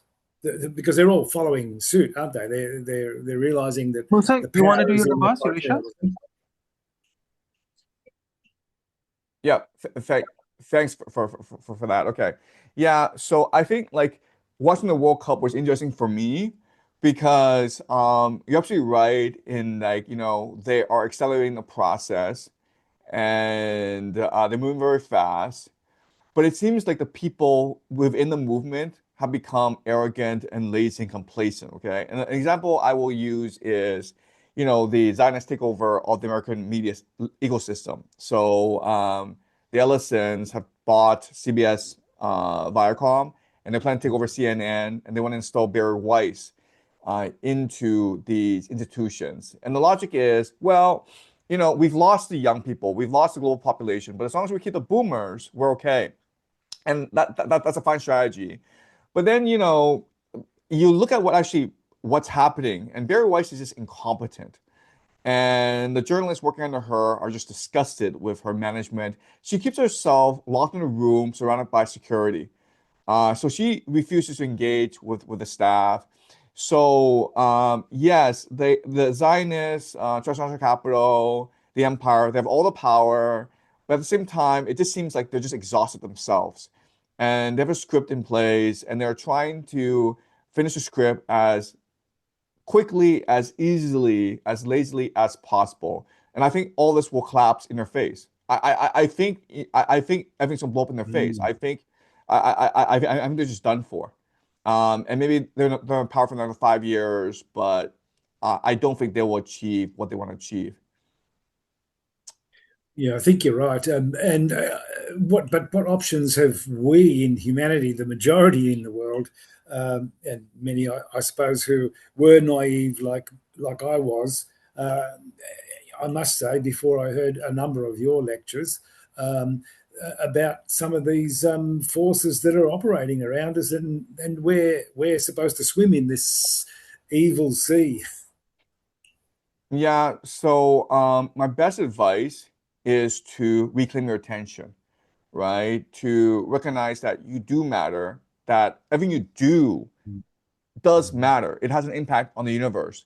So if you reclaim your attention, you start focusing on things that you enjoy doing and which further the imagination of humanity, then you are winning this battle, okay? So I would just say read a lot, teach, you know, go for long walks in the park, get away from social media, and first and foremost, start teaching, start giving. And teaching could just be like, you know, having a conversation with a neighbor where you're sharing some ideas that you might have learned from my class, maybe helping young people start to read books again. So just like acts of generosity and kindness are going to go a long way in making a better world. I know it can seem insignificant, but trust me, it all adds up.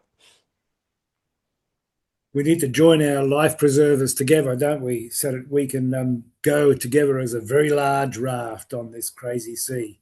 That's right. That's right. And that's what I'm hoping to do. And that's why, you know, we're having these Zoom discussions because I'm trying to figure out who's out there and what we can do together. So thanks so much. Thanks. Okay, thanks. Karina, did you have a question? Karina. Yes. Can you hear me? Yes, I can hear you fine. Great. Yeah, I had a question. I've been, kind of researching a bit about like the Kabbalah and like, what that really is. Yeah. And I've noticed a couple things, especially by listening to like Tony Kissinek online, that there's like a couple misconceptions, I guess, out there about like the Kabbalah. I originally thought it was just for Jewish people, but it seems that the uh, I guess the Torah and the Gemara were created as like a way for people to find spirituality if they couldn't read the primary text of the Kabbalah since it was written in the like language of branches. And I noticed a lot of like similarities with the way Dante's Divine Comedy is written and the way like you grab that book and depending on how wise you are, you're able to actually read that book more and reach spirituality that way as well, even if it's completely separated from a, Jewish text. And, I've started to do a little bit more research on that. And I realized that, I know that there's a Shabbat campaign that kind of takes Kabbalah in a negative way. And it basically is like their method of, I guess, urgency for their final goal is like global outreach to get everyday people to execute physical rituals. So like it's like a mass of people that they want to get together to do the same thing. But then there's also like the Ashalagian vision, which is, their method of urgency is basically widespread education to change the internal desire of mankind by correcting their ego. And it's more of a promotion of like global society structured entirely on giving and unity, which is a lot of what you say, which is like you should be receiving to give. And I just wanted to kind of get your comment on that, if that's kind of how you see the world, where you're trying to receive to be able to bestow onto everyone else. No, I completely agree. The Kabbalah, it's a wonderful work, and the Kabbalah draws on the greatest traditions of humanity, right? So, like, I'm actually reading Manly P. Hall right now, and he shows us how, all these previous traditions, and it includes the Egyptian tradition, Isis, the legend of Isis, and Osiris. You go look at the legend of Penelope, and Orpheus, Dionysus. And it all goes back to the idea of the Kabbalah. Okay, so the Kabbalah is drawing on all these ancient traditions that have been lost over time. But the main idea is that ultimately humanity is a whole. And for a variety of reasons, we've decided to split ourselves up into different fragments. And the other thing is humanity, we humans are divine spiritual beings. And through a very long process, we've descended into the material world and we've turned hell into heaven, right? We've come down into this material world and we've adopted a more mineral mentality. We basically prioritize the body over the spirit. And if we are to redeem ourselves, if we are really to achieve our full potential, we need to prioritize our soul, our spirit above our bodies. But it's hard. It's so easy to just enjoy bodily pleasures like food and sex and wine, and really hard to truly embrace spiritual pleasures such as giving to others, teaching others, being kind to others. And this is the ultimate struggle. So the battle of heaven and hell is actually all within us. So I completely agree with everything you said. Okay, great. That's it for me. Thank you. Thank you. Okay. So HH, did you have a question? And then after you finish, I'll move very quickly to the Iran war. Okay, yeah. So I've asked a lot of questions. This is my last one. Basically, I was born in China as well, Jiang. I was born in Shandong. So I'm a Shandong. Oh, great. Yeah, I'm sure Shandong. I think you really appreciate. Have you been in Shandong before or not? No, I have not. Actually, it's weird, but I've never been to Shandong. No. It's kind of like the Texas of China. Okay. People like people like much more traditional, people much more like, Confucian. Yes, it's pretty sexist because women kind of it's the birthplace of Confucianism, right? That's right. Shandong, yeah. So look, I came to Australia when I was like very young, and I found your lectures. The most interesting thing I found, and the way I sort of discovered you actually was through your talks about how consumerism is the perfection of slavery. Now, I just found that as such a powerful kind of like quote, and I've just memorized that for the rest of my life. Um, it really speaks to me because you see, like, you've spoken a lot about how like China's education system is hopeless, and you try to like changing it, but it's like very hopeless. Can you talk more about like how like in the big cities, and also I see you go to Japan recently. I myself been to Japan quite a few times, like as a tourist. I want to go there to actually do a scholarship through there, like whatever thing. And when I was there the first few times, I found it like really fun. The more I study the society, like East Asian, East Asian, Korea, Japan, Taiwan, China, these sort of societies, it seems to me the reason why they're collapsing and the population is like imploding, and there's so much like mental illnesses. We have a joke like mental illness maxing, like Japan's always like got crazy people going around killing people. China, I think in recently 2023 in Hainan, there was like a car that plowed like 30 people. But basically, the country has a huge mental health crisis. I think what's happening is it's kind of like these are societies where they went from feudalism and sort of like jumped straight into like industrial capitalism, and then sort of like rushed into consumerism as well. And I think consumerism really is a big issue in Asia, where all young people care about is, okay, do I look sexy? Do I have big boobs and ass? Is my skin pale white? Am I Snow White? And all they care about is like LV bags and Gucci bags. Yeah. Like seriously, like Korea, like kids as young as 14 years old, I think there's like 40% of like some shit like that, like have plastic surgery. Yeah. It's like a society imploding. Could you guys like explain more about your observations about, because even Beijing, like sort of big metropolitan cities, and like what is the psychology of young people? And do you really think it's this unholy marriage between like Confucian, like hierarchy and like let's say like a capitalist, soulless consumerism? It's a lot of buzzwords, but you get what I mean, yeah? Yeah, that idea. Yeah. Yeah, no, I completely agree. I mean, I completely agree with your assessment.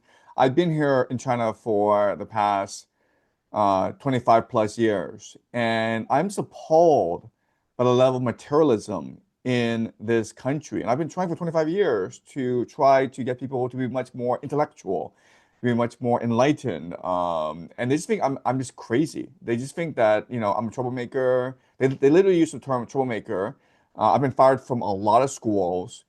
And I mean, even though I'm kind of popular right now in the West, I'm still like a pariah figure here in China. And I think a lot of it is they suspect me, I mean, like it's not just materialism, but it's also how materialism warps the imagination of people here. And in China, like black is white, white is black. So, I mean, I make these comments, and maybe people in the West find me insightful because it aligns with a lot of people's intuitions in the West. But here in China, people think I'm a retard. They literally think I'm stupid. They literally think that I'm just making this crap out of nowhere, and I'm just like bullshitting everyone. And they just think like they literally believe this. And this is like an upside down, bizarre society. So I think it's much deeper than just materialism. It's also like just like a complete lack of faith in God. I mean, like I live in China. It's like a godless society, and I was in Japan, and I think you're absolutely right. Like it's a fun place to visit. I would never want to live there because I'm not Japanese. Japan is a very cohesive, very conformist society, and I think you're absolutely right in like these societies in the long term, they're not going to survive if if you insist on this materialistic, godless worldview, then ultimately you're going to collapse as a society over time. And so even though there are a lot of issues in the West, the issues are a lot more stark here in East Asia, right? So you look at the birth rate, the fertility rate. That's the greatest sign that the people have absolutely no faith in your own society, right? When the young people absolutely refuse to have children. And like it's like I mean in South Korea, I think the fertility rate right now is like 0.6, Japan is 1. In China, it's 1, and it's like it's I think like in 5 years' time, the Chinese fertility rate is going be lower than South Korea. Let me tell you a really like incredible statistic. So I have 3 kids. My wife and I, we have three kids, 3 wonderful kids. And my wife, when she went to college in Beijing, she had like 7 roommates. So there's 8 of them all together, okay? And my wife, she's a lot younger than I am. She's in her 30s now. And by now, women should have had 1 or 2 child, okay? So 8 women, and all together they had like collectively they have like 3 kids. So only my wife has had children. All her other roommates, and these are like middle class people, right? Who do not have financial problems. They refuse to have kids here. So I think we are looking at really the end of East Asia. That's like literally what I believe. People talk about the East Asian century. People talk about the East Asian miracle. No, I think we are moving towards the end of East Asia, and I don't know what comes after this. Okay, so thanks so much, HH. So let me very quickly go to Iran. Okay, the Iran war, and I'm going to share my screen now, and I want to be quick about this because I've been talking for almost 2 hours now, and I'm getting pretty tired. But let me talk very quickly about the Iran war because I'm very troubled by what's happening. Basically, what I'm observing these past few days is like it's become a clusterfuck. It's a dumpster fire now. Um, I have absolutely I'm really worried about what's happening, guys. Because it seems as though the Americans, the United States, is going to escalate rapidly within the next week or so. And people are talking about ground forces. So this is a map of what a ground invasion of Iran would look like. I have no idea who created this, but it seems pretty right to me. They want to attack from 3 axes, okay? Basically from Iraq. So they send in Kurds from Iraq. They send in the Balochs from Pakistan, and then you have the Americans trying to wrestle control from the IRGC because they're trying to control the Strait of Hormuz. Okay, so this is what they might be looking at. This would be the greatest clusterfuck in recent memory. Okay, it would be a dumpster fire. This would be an absolute catastrophe for the Americans. Okay, so let me go over why. First of all, there's no way you're going to get the Kurds to become suicide bombers. Okay, this is like literally what the Americans are saying to the Kurds. We'll give you weapons, we'll give you lots of US dollars as long as you send your men to die off in the mountains of Iran. And the goal is not to actually win against Iran. The goal is to draw the IRGC so we can bomb them and make ourselves look better on TV. That's like literally the goal, to have like better PR. Because right now the PR is just terrible for us. And the Kurds are like basically like, we'll take your money, we'll take your weapons, but otherwise, screw you, man. So this is gonna be a complete clusterfuck here, okay? There's no way the Kurds go in for the Americans, but I think the Kurds will just rip off the Americans. Same thing with the Balochs. Why are the Balochs gonna go in and sacrifice themselves for the Americans? That's ridiculous. The real issue is in the Strait of Hormuz, where I think Trump has it in his mind that if you capture these islands, Qassam Island, Karg Island, then the Iranians will be forced to surrender. Just as he got into his head that if you kill the Ayatollah, the Iranians would surrender. So unfortunately, what's happening is the Americans want to win this war as quickly as possible, at as little cost as possible. And if you want to win this war, you have to invest like 4 years and 2 million troops. That's the only way. Okay, so this ground invasion can only be a dumpster fire. The good news, though, is like I think they can't do it right now because it's too hot. They might attempt to take a couple of islands But a full-scale ground invasion, they have to wait until the weather gets cooler, which would basically mean November, and ideally December. Okay, so that is what the ground invasion looks like. What this is like really weird, but whoever is coming up with these plans do not factor in Iranian topography. Like how do you send in forces against mountains? I mean, like, I don't understand what these people are thinking right now. Like, is the military leadership of America right now completely divorced from all reality? Why don't you just look at a map and ask yourself, like, is it feasible to send in ground forces against mountains? It's not feasible, man. It just is not. This is why um, anytime anyone's attempted to invade Persia, it's ended in disaster. And like the Americans want to do this in a quick time frame, right? Maybe in the next year they want this war to end. It's not going to end in a year. This is going to be another forever war. But right now, what's happening is um, they're publicizing these deaths of American soldiers, these casualties. And when that happens, it just means like the American military is preparing for doubling down on this war because you have to avenge these soldiers, right? So the American military policy is leave no man behind. So if someone gets trapped in Iran, as these pilots got trapped in Iran a few months ago, you go send in like 2,000 soldiers, get them out, okay? Now, if you have soldiers dying in this war, you have to go and avenge them. Another really important map I will show you is this. You see how right now there are two choke points. Okay, you have the Strait of Hormuz, which is what's being controlled right now by the IRGC, but you also have down here the Bab el Maghdad Strait, which is now being controlled by the Houthis. The problem with both straits is you can't dislodge either the Houthis or the IRGC because they're all secluded in mountains. It's so easy to choke these straits, and so guys, this is gonna be a complete dumpster fire. It's a complete clusterfuck. This war is gonna escalate rapidly over the next couple of weeks. Already, the Americans are targeting power plants and desalination plants in Iran. In response, the Iranians are doing the same thing. They're targeting these desalination plants in Kuwait. And the GCC is done for. I don't see how this war now de-escalates. I don't see how things don't become a complete clusterfuck for the entire world. Okay, so I just point this out to everyone. Any questions or comments? Karina, sorry, I see Karina. Karina, do you have a comment or question? Yeah, so I completely agree with everything that you're saying. I was actually kind of writing an article about this. 'Cause I am trying to do what you said, try to teach to understand this stuff more.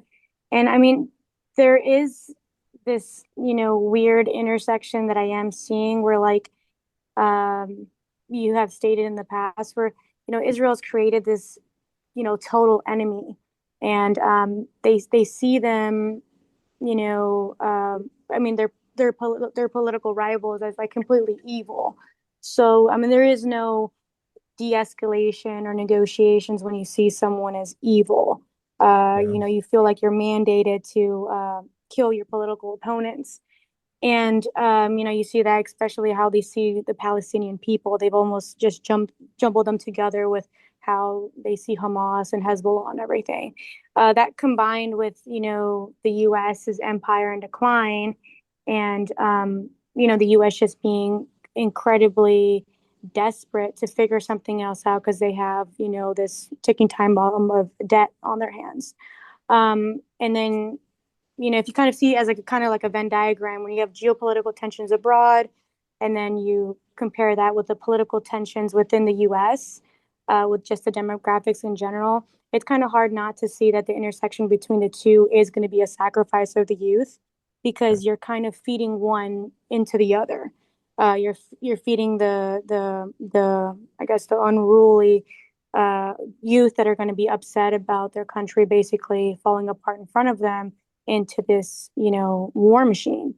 My question to you though is that when you have two partners that are completely unified in their respective missions, you know, with Israel having the eschatological fervor of wanting to, kill the world if it means killing their enemies. Like they're set on, Pax Judaica or the Greater Israel Project, and then you have the U.S. that's completely set on maintaining their empire and getting control of these chokeholds.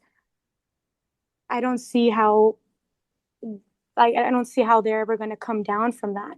I think it's either like they're going to do it or die trying, and we're kind of just the casualties of war.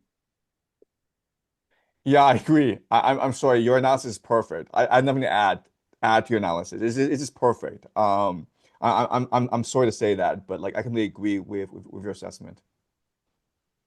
Yeah, and I mean, so okay, so I'm Gen Z, right? And obviously, like I'm writing this and I'm learning about this, and it's highly depressing because, these are like my classmates, these are Yeah. my friends. But we're all interconnected, even the millennial class. I mean, I'm sure the conscription age will get to a higher point where they're Yeah. trying to enlist Yes. people in their 30s. And I mean, those are our brothers, and you go up to our parents and you go up to our grandparents. Like all of the generations are interconnected together. And it's very difficult to, study this and learn more about this when I mean, you're basically just reading about how everything else around us is going to collapse. I guess another question would be is how do you continue to learn more about this, teach more about this when you know that it's just widening your viewpoint on the disaster that's happening around you? Yeah, no, that's a great question. So, I mean, it's a very strange process where you start learning this, and the first reaction is just anger at these people for their incompetence, for their lack of any human sympathy, for their callousness. Okay, you're just angry now.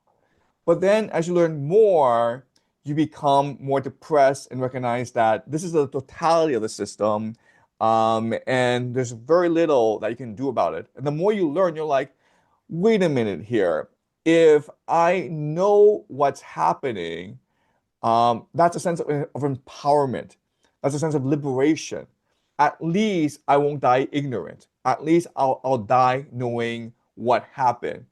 And then you look for solutions and you recognize that, wow, I'm not alone in my sentiments. I like when I first started doing my YouTube channel, I had no idea that millions would start watching my videos.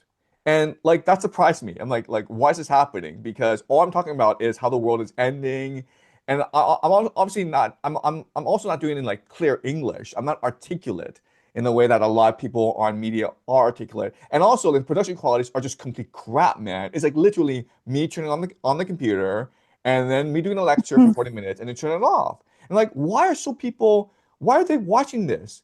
And so I think this same process will happen with you, Karina, where you start writing these articles, you start making these comments, and then people are gonna come to you and says, "Hey, tell me more." And like just the fact that people are interested in your ideas and people are willing to have a conversation means that there's hope for the world.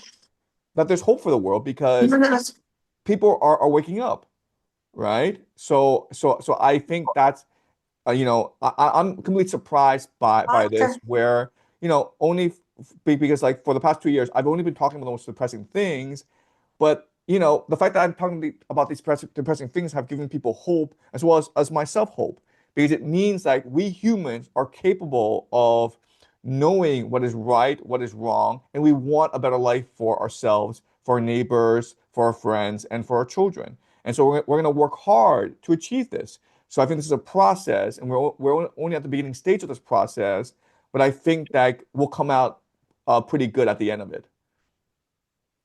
Yeah, I completely agree. I definitely, when I, started learning about this stuff, I think at the end of it, from like the conclusion of just, writing and getting back into writing, I just realized that like I feel like the only real way out of this is for everyone to, pick a movement and to do whatever they can to support it, whether that's with time or writing or financially or, just, I mean, I've seen comedians do comedic stand-up doing it or singing or writing or I mean I feel like that's the only way for us to be able to get through this is for everyone to stop being like a spectator in it and to just Yeah. Express themselves through their own their advantage point, whatever they're good at. Exactly. Thanks so much. Yep, that's exactly right, Karina. Okay, thanks so much. Okay, AK, could you unmute yourself, please? AK. Yes, Professor. Good morning. Thank you for the meeting. I just have a question. I'm a GCC citizens, actually, specifically Oman, Yes. and I would like to know your perspective on the geopolitical scenarios for Oman and the current situations, given the neutrality that we are practicing with our foreign neighbors and with Iran specifically. Yeah, so Oman was the mediator for the nuclear talks between Iran and the United States. And in the beginning, Iran saw Oman as a potential ally, right? And that's why Iran was willing to share the Strait of Hormuz with Oman. But I think that things have developed to a point where Iran sees everyone in the GCC as an enemy now. So Oman is no longer neutral in this war. Iran does see Oman as part of this American-Israel axis. And so right now, Iran is targeting Bahrain, Kuwait, but Jordan. But over time, I think that the Iran will be basically like, you know what, screw this, let's just blow up the GCC. What's happened is that this MOU, the ceasefire, the failure of this MOU and ceasefire has basically given a lot of power to the IRGC. Because remember, the Ayatollah, Mojtaba Khamenei, he was actually opposed to this MOU because he thought the Americans would not honor it. But he said that, well, I'm opposed to this, but I listened to my advisors, I listened to the president, and so I agreed to the MOU. And the fact that this MOU has failed is basically making the hardliners in Iran much more determined to fight this war at an eschatological level, okay? So as this war progresses, it becomes eschatological. It basically means a fight to the finish. No more compromise, no more ceasefire. That said, this will be a very long process. So it's possible in August, there's another ceasefire for another few more weeks. But I think that the general trend is towards an eschatological conflict where Israel wants to achieve the Greater Israel Project. There are many in the American military, like Peter Hegseth, who sees this war as bringing in as causing the return of Jesus. And then you have the Iranians who see this war as leading to a rise of the 12th Imam, who will lead the Iran to total victory against the great Satan, okay? So the prospects are not very good for the GCC in general. But I also think that what's going to happen over time is this war is going to expand outwards to encompass the Caucasus, right? Azerbaijan, Armenia. And then it's going to link up with the war in Ukraine, Turkey, Egypt, Saudi Arabia will be involved at some point. So we are in World War III, unfortunately. And this is going to expand outwards over time. Okay. All right. Whitesaw, are you here? Yeah, I'm here. I was just wondering, at the beginning of Trump's campaign, of course, he had the fossil fuel CEOs granting him $1 million each as part of the political donations. And I think he himself admitted that he was expecting oil to spike to $200 a barrel, but it didn't. Because of manipulation of the market and so on.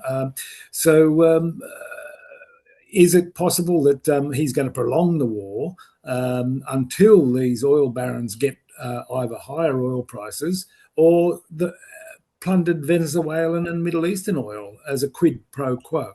And then, of course, they're going to make money as the markets crash because it has gone up so high, the oil price, I mean, with their put options that they've probably already got in place.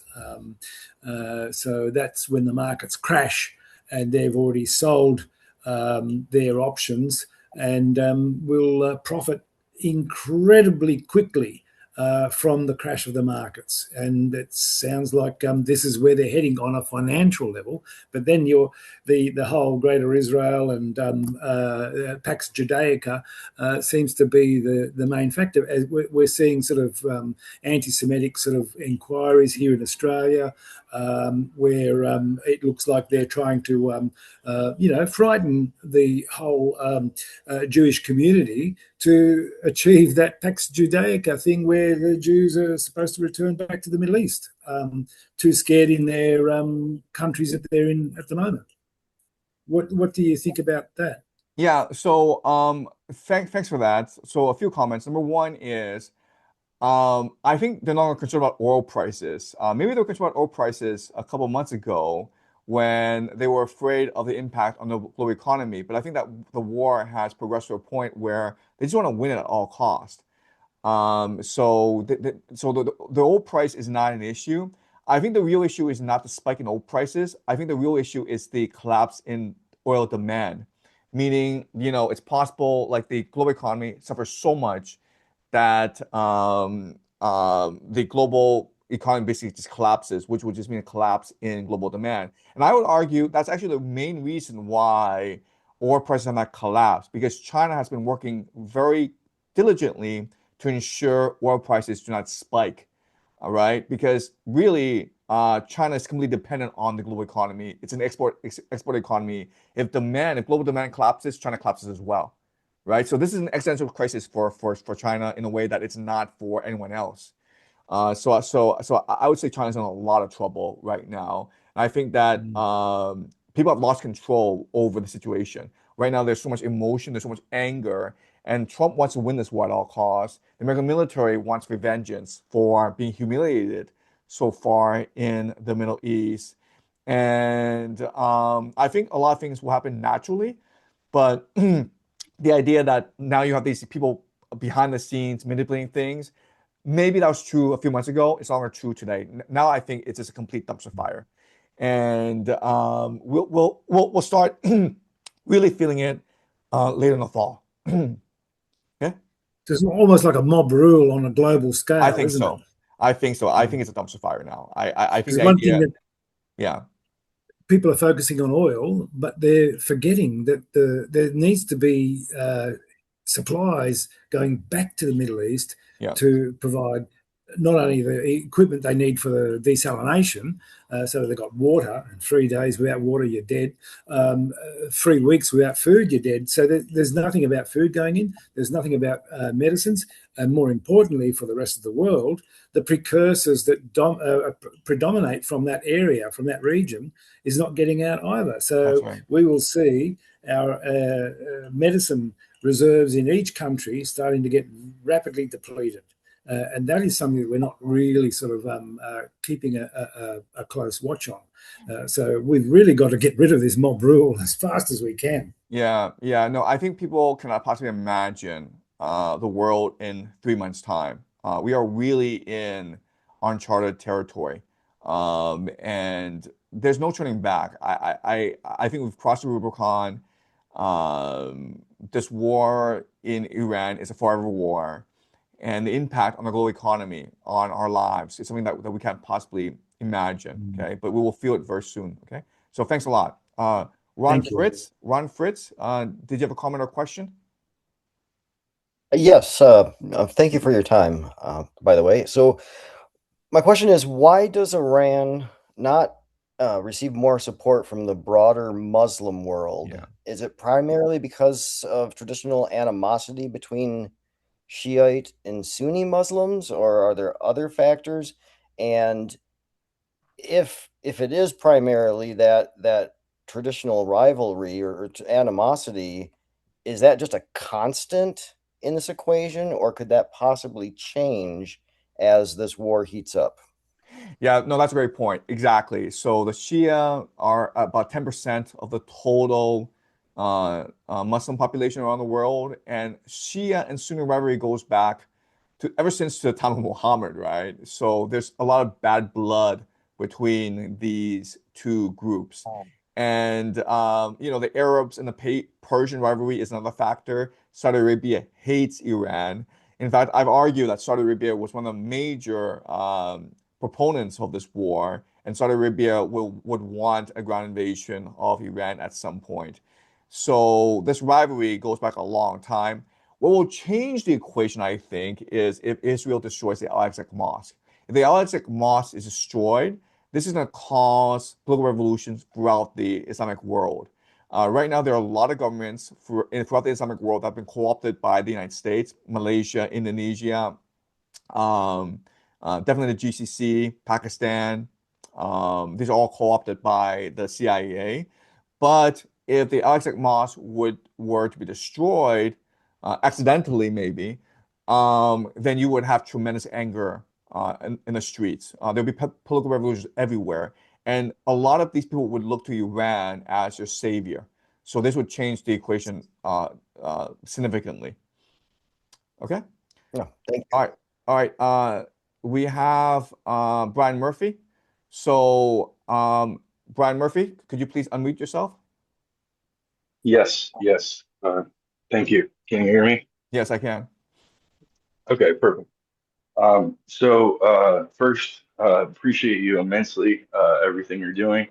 My bigger comment here, in relation to what you spoke about, previous lectures about Rome, Rome's ideas as far as hate and inverting everything from love to hate.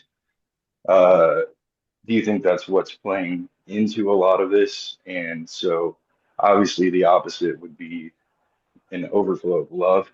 So that's the main purpose at this point, is for us to spread as much love as possible. I completely agree. I think like the elite, they maintain power through spreading emotions of hatred, fear, and anxiety, right? That's why consumerism is so important. That's why materialism is so important. That's why conflict is so important. If you look at mass culture, mass media, it's all about igniting as much conflict as possible, especially between the left and right. And a lot of this conflict, it's artificial. If you just talk to any person, most people would agree on 99% of issues. But like there's just 1% of issue that they basically farm for engagement, right? They just blow it up proportion and they farm for engagement. But most people are anti-war, most people are anti-empire, most people are anti-greed, anti-corruption. And the solution is to find unity, right? To find love, to really start believing that you can impact the world for the better, and try to find things that unite us rather than divide us. Okay, so thank you, Brian. Melina, are you here? Melina. Milena, yes, hi, Professor. I have a question for you. Can you please explain me how come it's so difficult to invade a country that has some mountains like Iran, and how come nevertheless the United States wants to do it? Well, it's just logistics, right? So like look at when the Germans invaded France. It was so easy because the French had roads that you could drive your tanks on. And then the French had gas stations, right? So you drive a bit and then you run out of gas. Well, you just go to the gas station, you fill up your tank, and then you keep on going. That's why the Germans were able to conquer Western Europe so quickly, because the infrastructure was there for conquest. But then they went to Operation Barbarossa when they tried to invade the Soviet Union, and they were like, it's a complete dumpster fire because there was no roads, there was no gas, and the war machine just got bogged down everywhere. Okay, but the thing is, and this is really important, is Soviet Union was flat. Now imagine you pull this crap in the desert where there are mountains, right? It's very hot. So it's very easy for your electronic equipment to get overloaded, overheated. your tanks, your equipment will run out of gas really quickly. It's very easy to get lost. It's very arduous to climb the mountains, and it's very hard for you to establish forward operating bases, right? Places where you can rest your troops. So the idea, like they'll just cruise through Iran is just nonsense. Also, the American military was not set up to fight a long, protracted war. They do blitzkrieg. They do quick operations. So think of the war in Iraq in 2003, where they were able to win the war in about 2 weeks' time. They were doing these thunder runs around Baghdad, where they just sent in their Humvees and just rode around town for a couple of hours, and no one could stop them. Okay. Um, so you have this American strategy that has been refined over its decades of warfare, and then the strategy does not work against mountains. Okay, does that make sense? Okay. Yeah, makes sense. But how come the states want to do it? Why are they?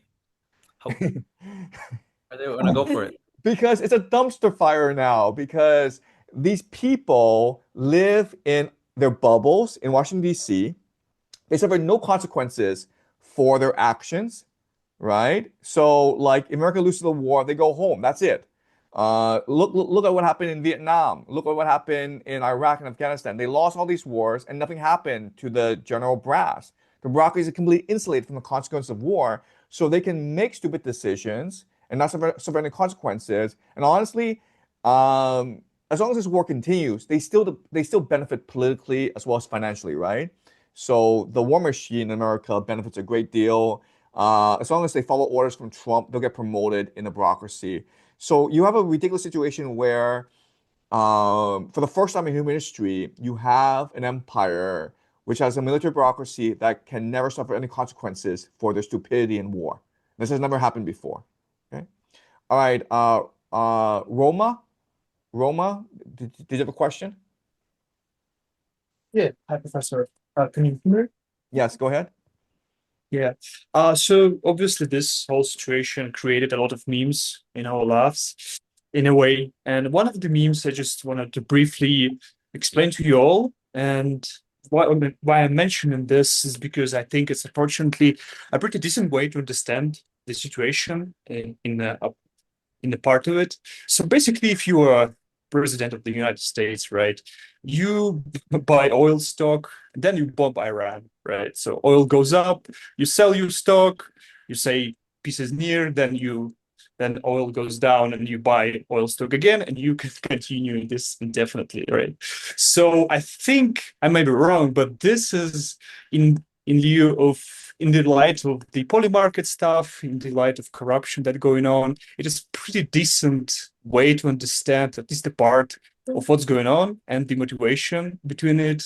And basically it means that whatever you as a person believed maybe in the past that government exists to protect us all, it's just not the case anymore, or maybe it never was the case.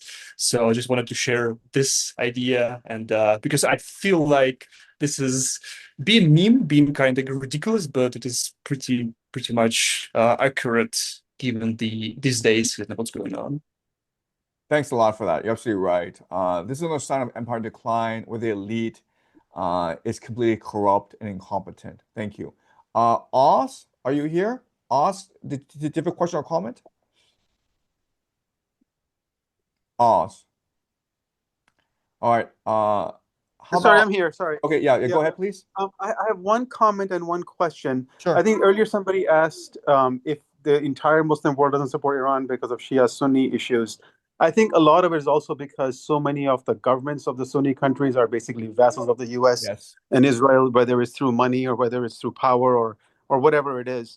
Certainly, Syria and the UAE and many other examples. That's, I think, a bigger reason. And the question I have for you is the recent speech that Trump gave, where he was very cantankerous towards China, very belligerent towards China. Does that change the way China might behave vis-a-vis the Iran war? Yeah, that's a great question. My read on Trump's comments on China is it was basically just theater. Okay, he was not that serious about it. He's just looking for any pretext to interfere more in local elections, right? To have more control over state elections. So he's basically building the narrative that will allow him to federalize elections, Yeah. to basically just take over the midterms. That's the real intention. He doesn't really care about China. He cares about the midterms, and he cares about staying in Rachel? power for a third It term. was chill. Okay. All right. Sorry. Uh, Earl Grey, Alistair, did you have a comment or question? Yes, thank you, Professor. During one of the last streams, I asked you about Central Asia, Mhm. and you covered it briefly, just saying that things can spark here and there. But I was wondering if you could quickly just put things in the perspective of game theory. So if I just can offer a little context, I spent a lot of time in post-Soviet space, and all of these countries like Kazakhstan, Kyrgyzstan, Uzbekistan, Turkmenistan, like with the exception of Afghanistan and more regions as you go west, like all those countries, they have been kind of operating in this way of trying not to mess with Putin or piss him off in geopolitical sense, since since USSR basically fell apart, while at the same time they have been very compliant with the empire and financial industrial complex, establishing their connections with capitalism, and Western enterprises keep flooding in there, like businesses like McDonald's and you name it. Although lately, like with the beginning of the Russia-Ukraine war, there has like Kazakhstan began expressing their basically they were discontent with the Russia's engagement. So like again, I'm sorry, to summarize, if these places are ran by elites that kind of look out for their interests, turning to Putin and turning to the US, allowing them to put their bases there, how do you think things can potentially play out if we expect things to pick up in sense of World War III, and yeah, what can happen?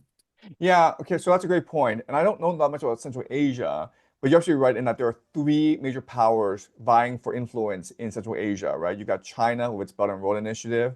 You've got Russia, which has military bases throughout the region. You also have the United States, which also has military bases throughout the region.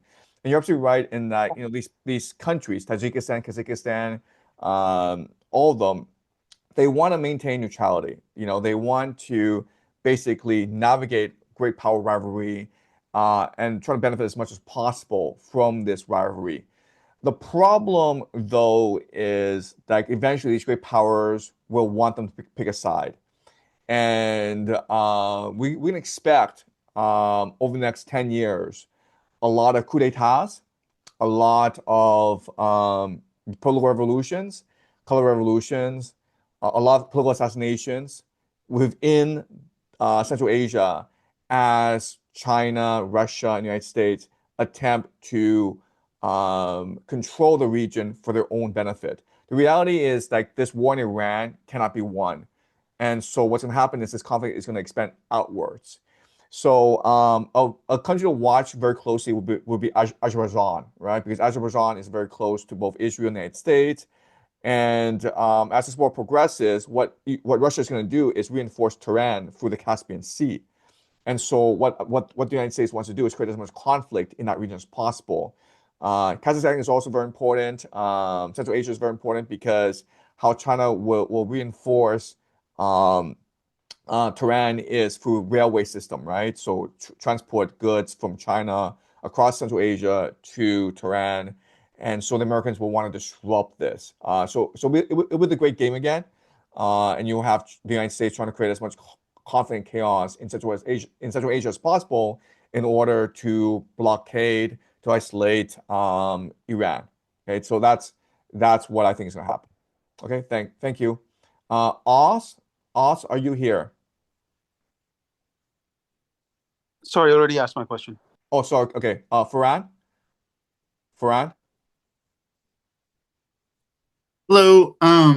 So my question is, well, so you say that this ground invasion would be a dumpster fire, and I completely agree with you. But for the sake of a hypothetical, what if everything went right for the Americans? That the Kurds do fight, that that Azerbaijan gets involved, and maybe even the UK, and there are uprisings, and the IRGC is just fighting on every side. Yep. Would that be a turning point for the American empire, or would that just sort of delay the collapse? Yeah, that would delay the collapse because next play would be this. Let's just assume, hypothetically, everything goes perfectly well for the Americans in Iran. Then what would happen is this: North Korea takes the stage. Okay, does that make sense? Okay, so I'm Vladimir Putin, and I'm like, I can't afford for the United States to take over Iran because that completely screws me over, right? Now the United States can completely focus on the war in Ukraine, and my entire southern flank is open up. Central Asia now goes to America, right? The war's over. So what do? I open up a new front, which is North Korea. And I force the United States to deal with North Korea, right? And North Korea has nuclear weapons, and it has artillery that can threaten Seoul. It can lobby missiles into Japan. So the United States has absolutely no choice but to deal with South Korea now, but to deal with North Korea now, right? So that's what would happen. I think this will happen naturally anyway. But if it's clear that this ground invasion is going too well, then North Korea takes the stage. Gotcha. So I was gonna, you sort of answered, but you don't think that Russia would then pull out of Ukraine, that they would No take a way. step back, that they would just double down? No way. What would happen is if Russia were to pull out of Ukraine, then Russia would be dead in 20 years' time. Because then what would happen is a complete embargo on Russia. Now, a really important factor that people don't appreciate is China is not signing the Power of Siberia 2 pipeline deal. Okay? So the idea is if China were to sign the Power of Siberia 2 pipeline deal, Russia could supply China with all the energy needs that China has. And but this would be bad for China long term because it makes China completely dependent on Russia, right? Basically, Russia would have infinite financing from China, and then China would have infinite financing from infinite energy from Russia. But this would tie the destinies of these two countries together. And the fact that China is not signing this deal means that basically Russia is alone on the world stage. There's alliance between China and Russia. It's all theater. It's not really taking place. And so Russia, if it were to retreat from Ukraine, if Iran were to fall, Russia would be dead in 20 years' time. There'll be no hope for Russia. It'll be completely isolated in the world. So it cannot afford for Iran to fall. Iran is the ultimate battle, the final battle for Russia. Okay, and that's why North Korea will have to take the stage. Okay, thank you. Thank you. All right.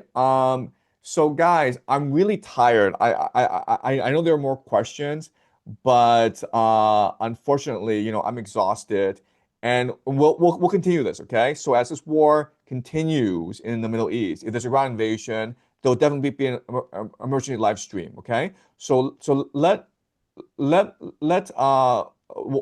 do one more question. Okay. So Roma, can you ask your question, please? And this will be the last question. So I apologize to Dia and HH, but I can't get to you. I'm so exhausted from today. Okay, so Roma, ask your question, and that'll be it. Yeah, thank you. I just wanted to give you one more follow-up, I guess. So for some time, I had this, feedback, I guess. So as a Russian, I found that a certain bias or romanticizing, like in your attitude towards, Russian people, Russian leaders, which I wanted to point out for your awareness.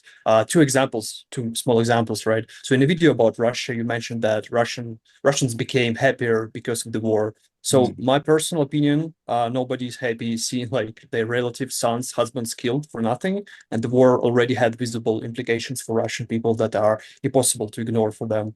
And second one, regarding Russian leader, right? So you mentioned that Russian president is a strategic genius, but these days, what we can witness is Russia in decline and economic crisis ravaging, and the war ravages on the Russian territory. So, and which once was perceived as one of the strongest militaries in the world is now humiliated, basically. So my impression from observing Russian reality firsthand for decades is that Russian leader never had any plan or vision other than like stealing as much money as possible and spending it on luxury, which would make him similar to many world leaders, really.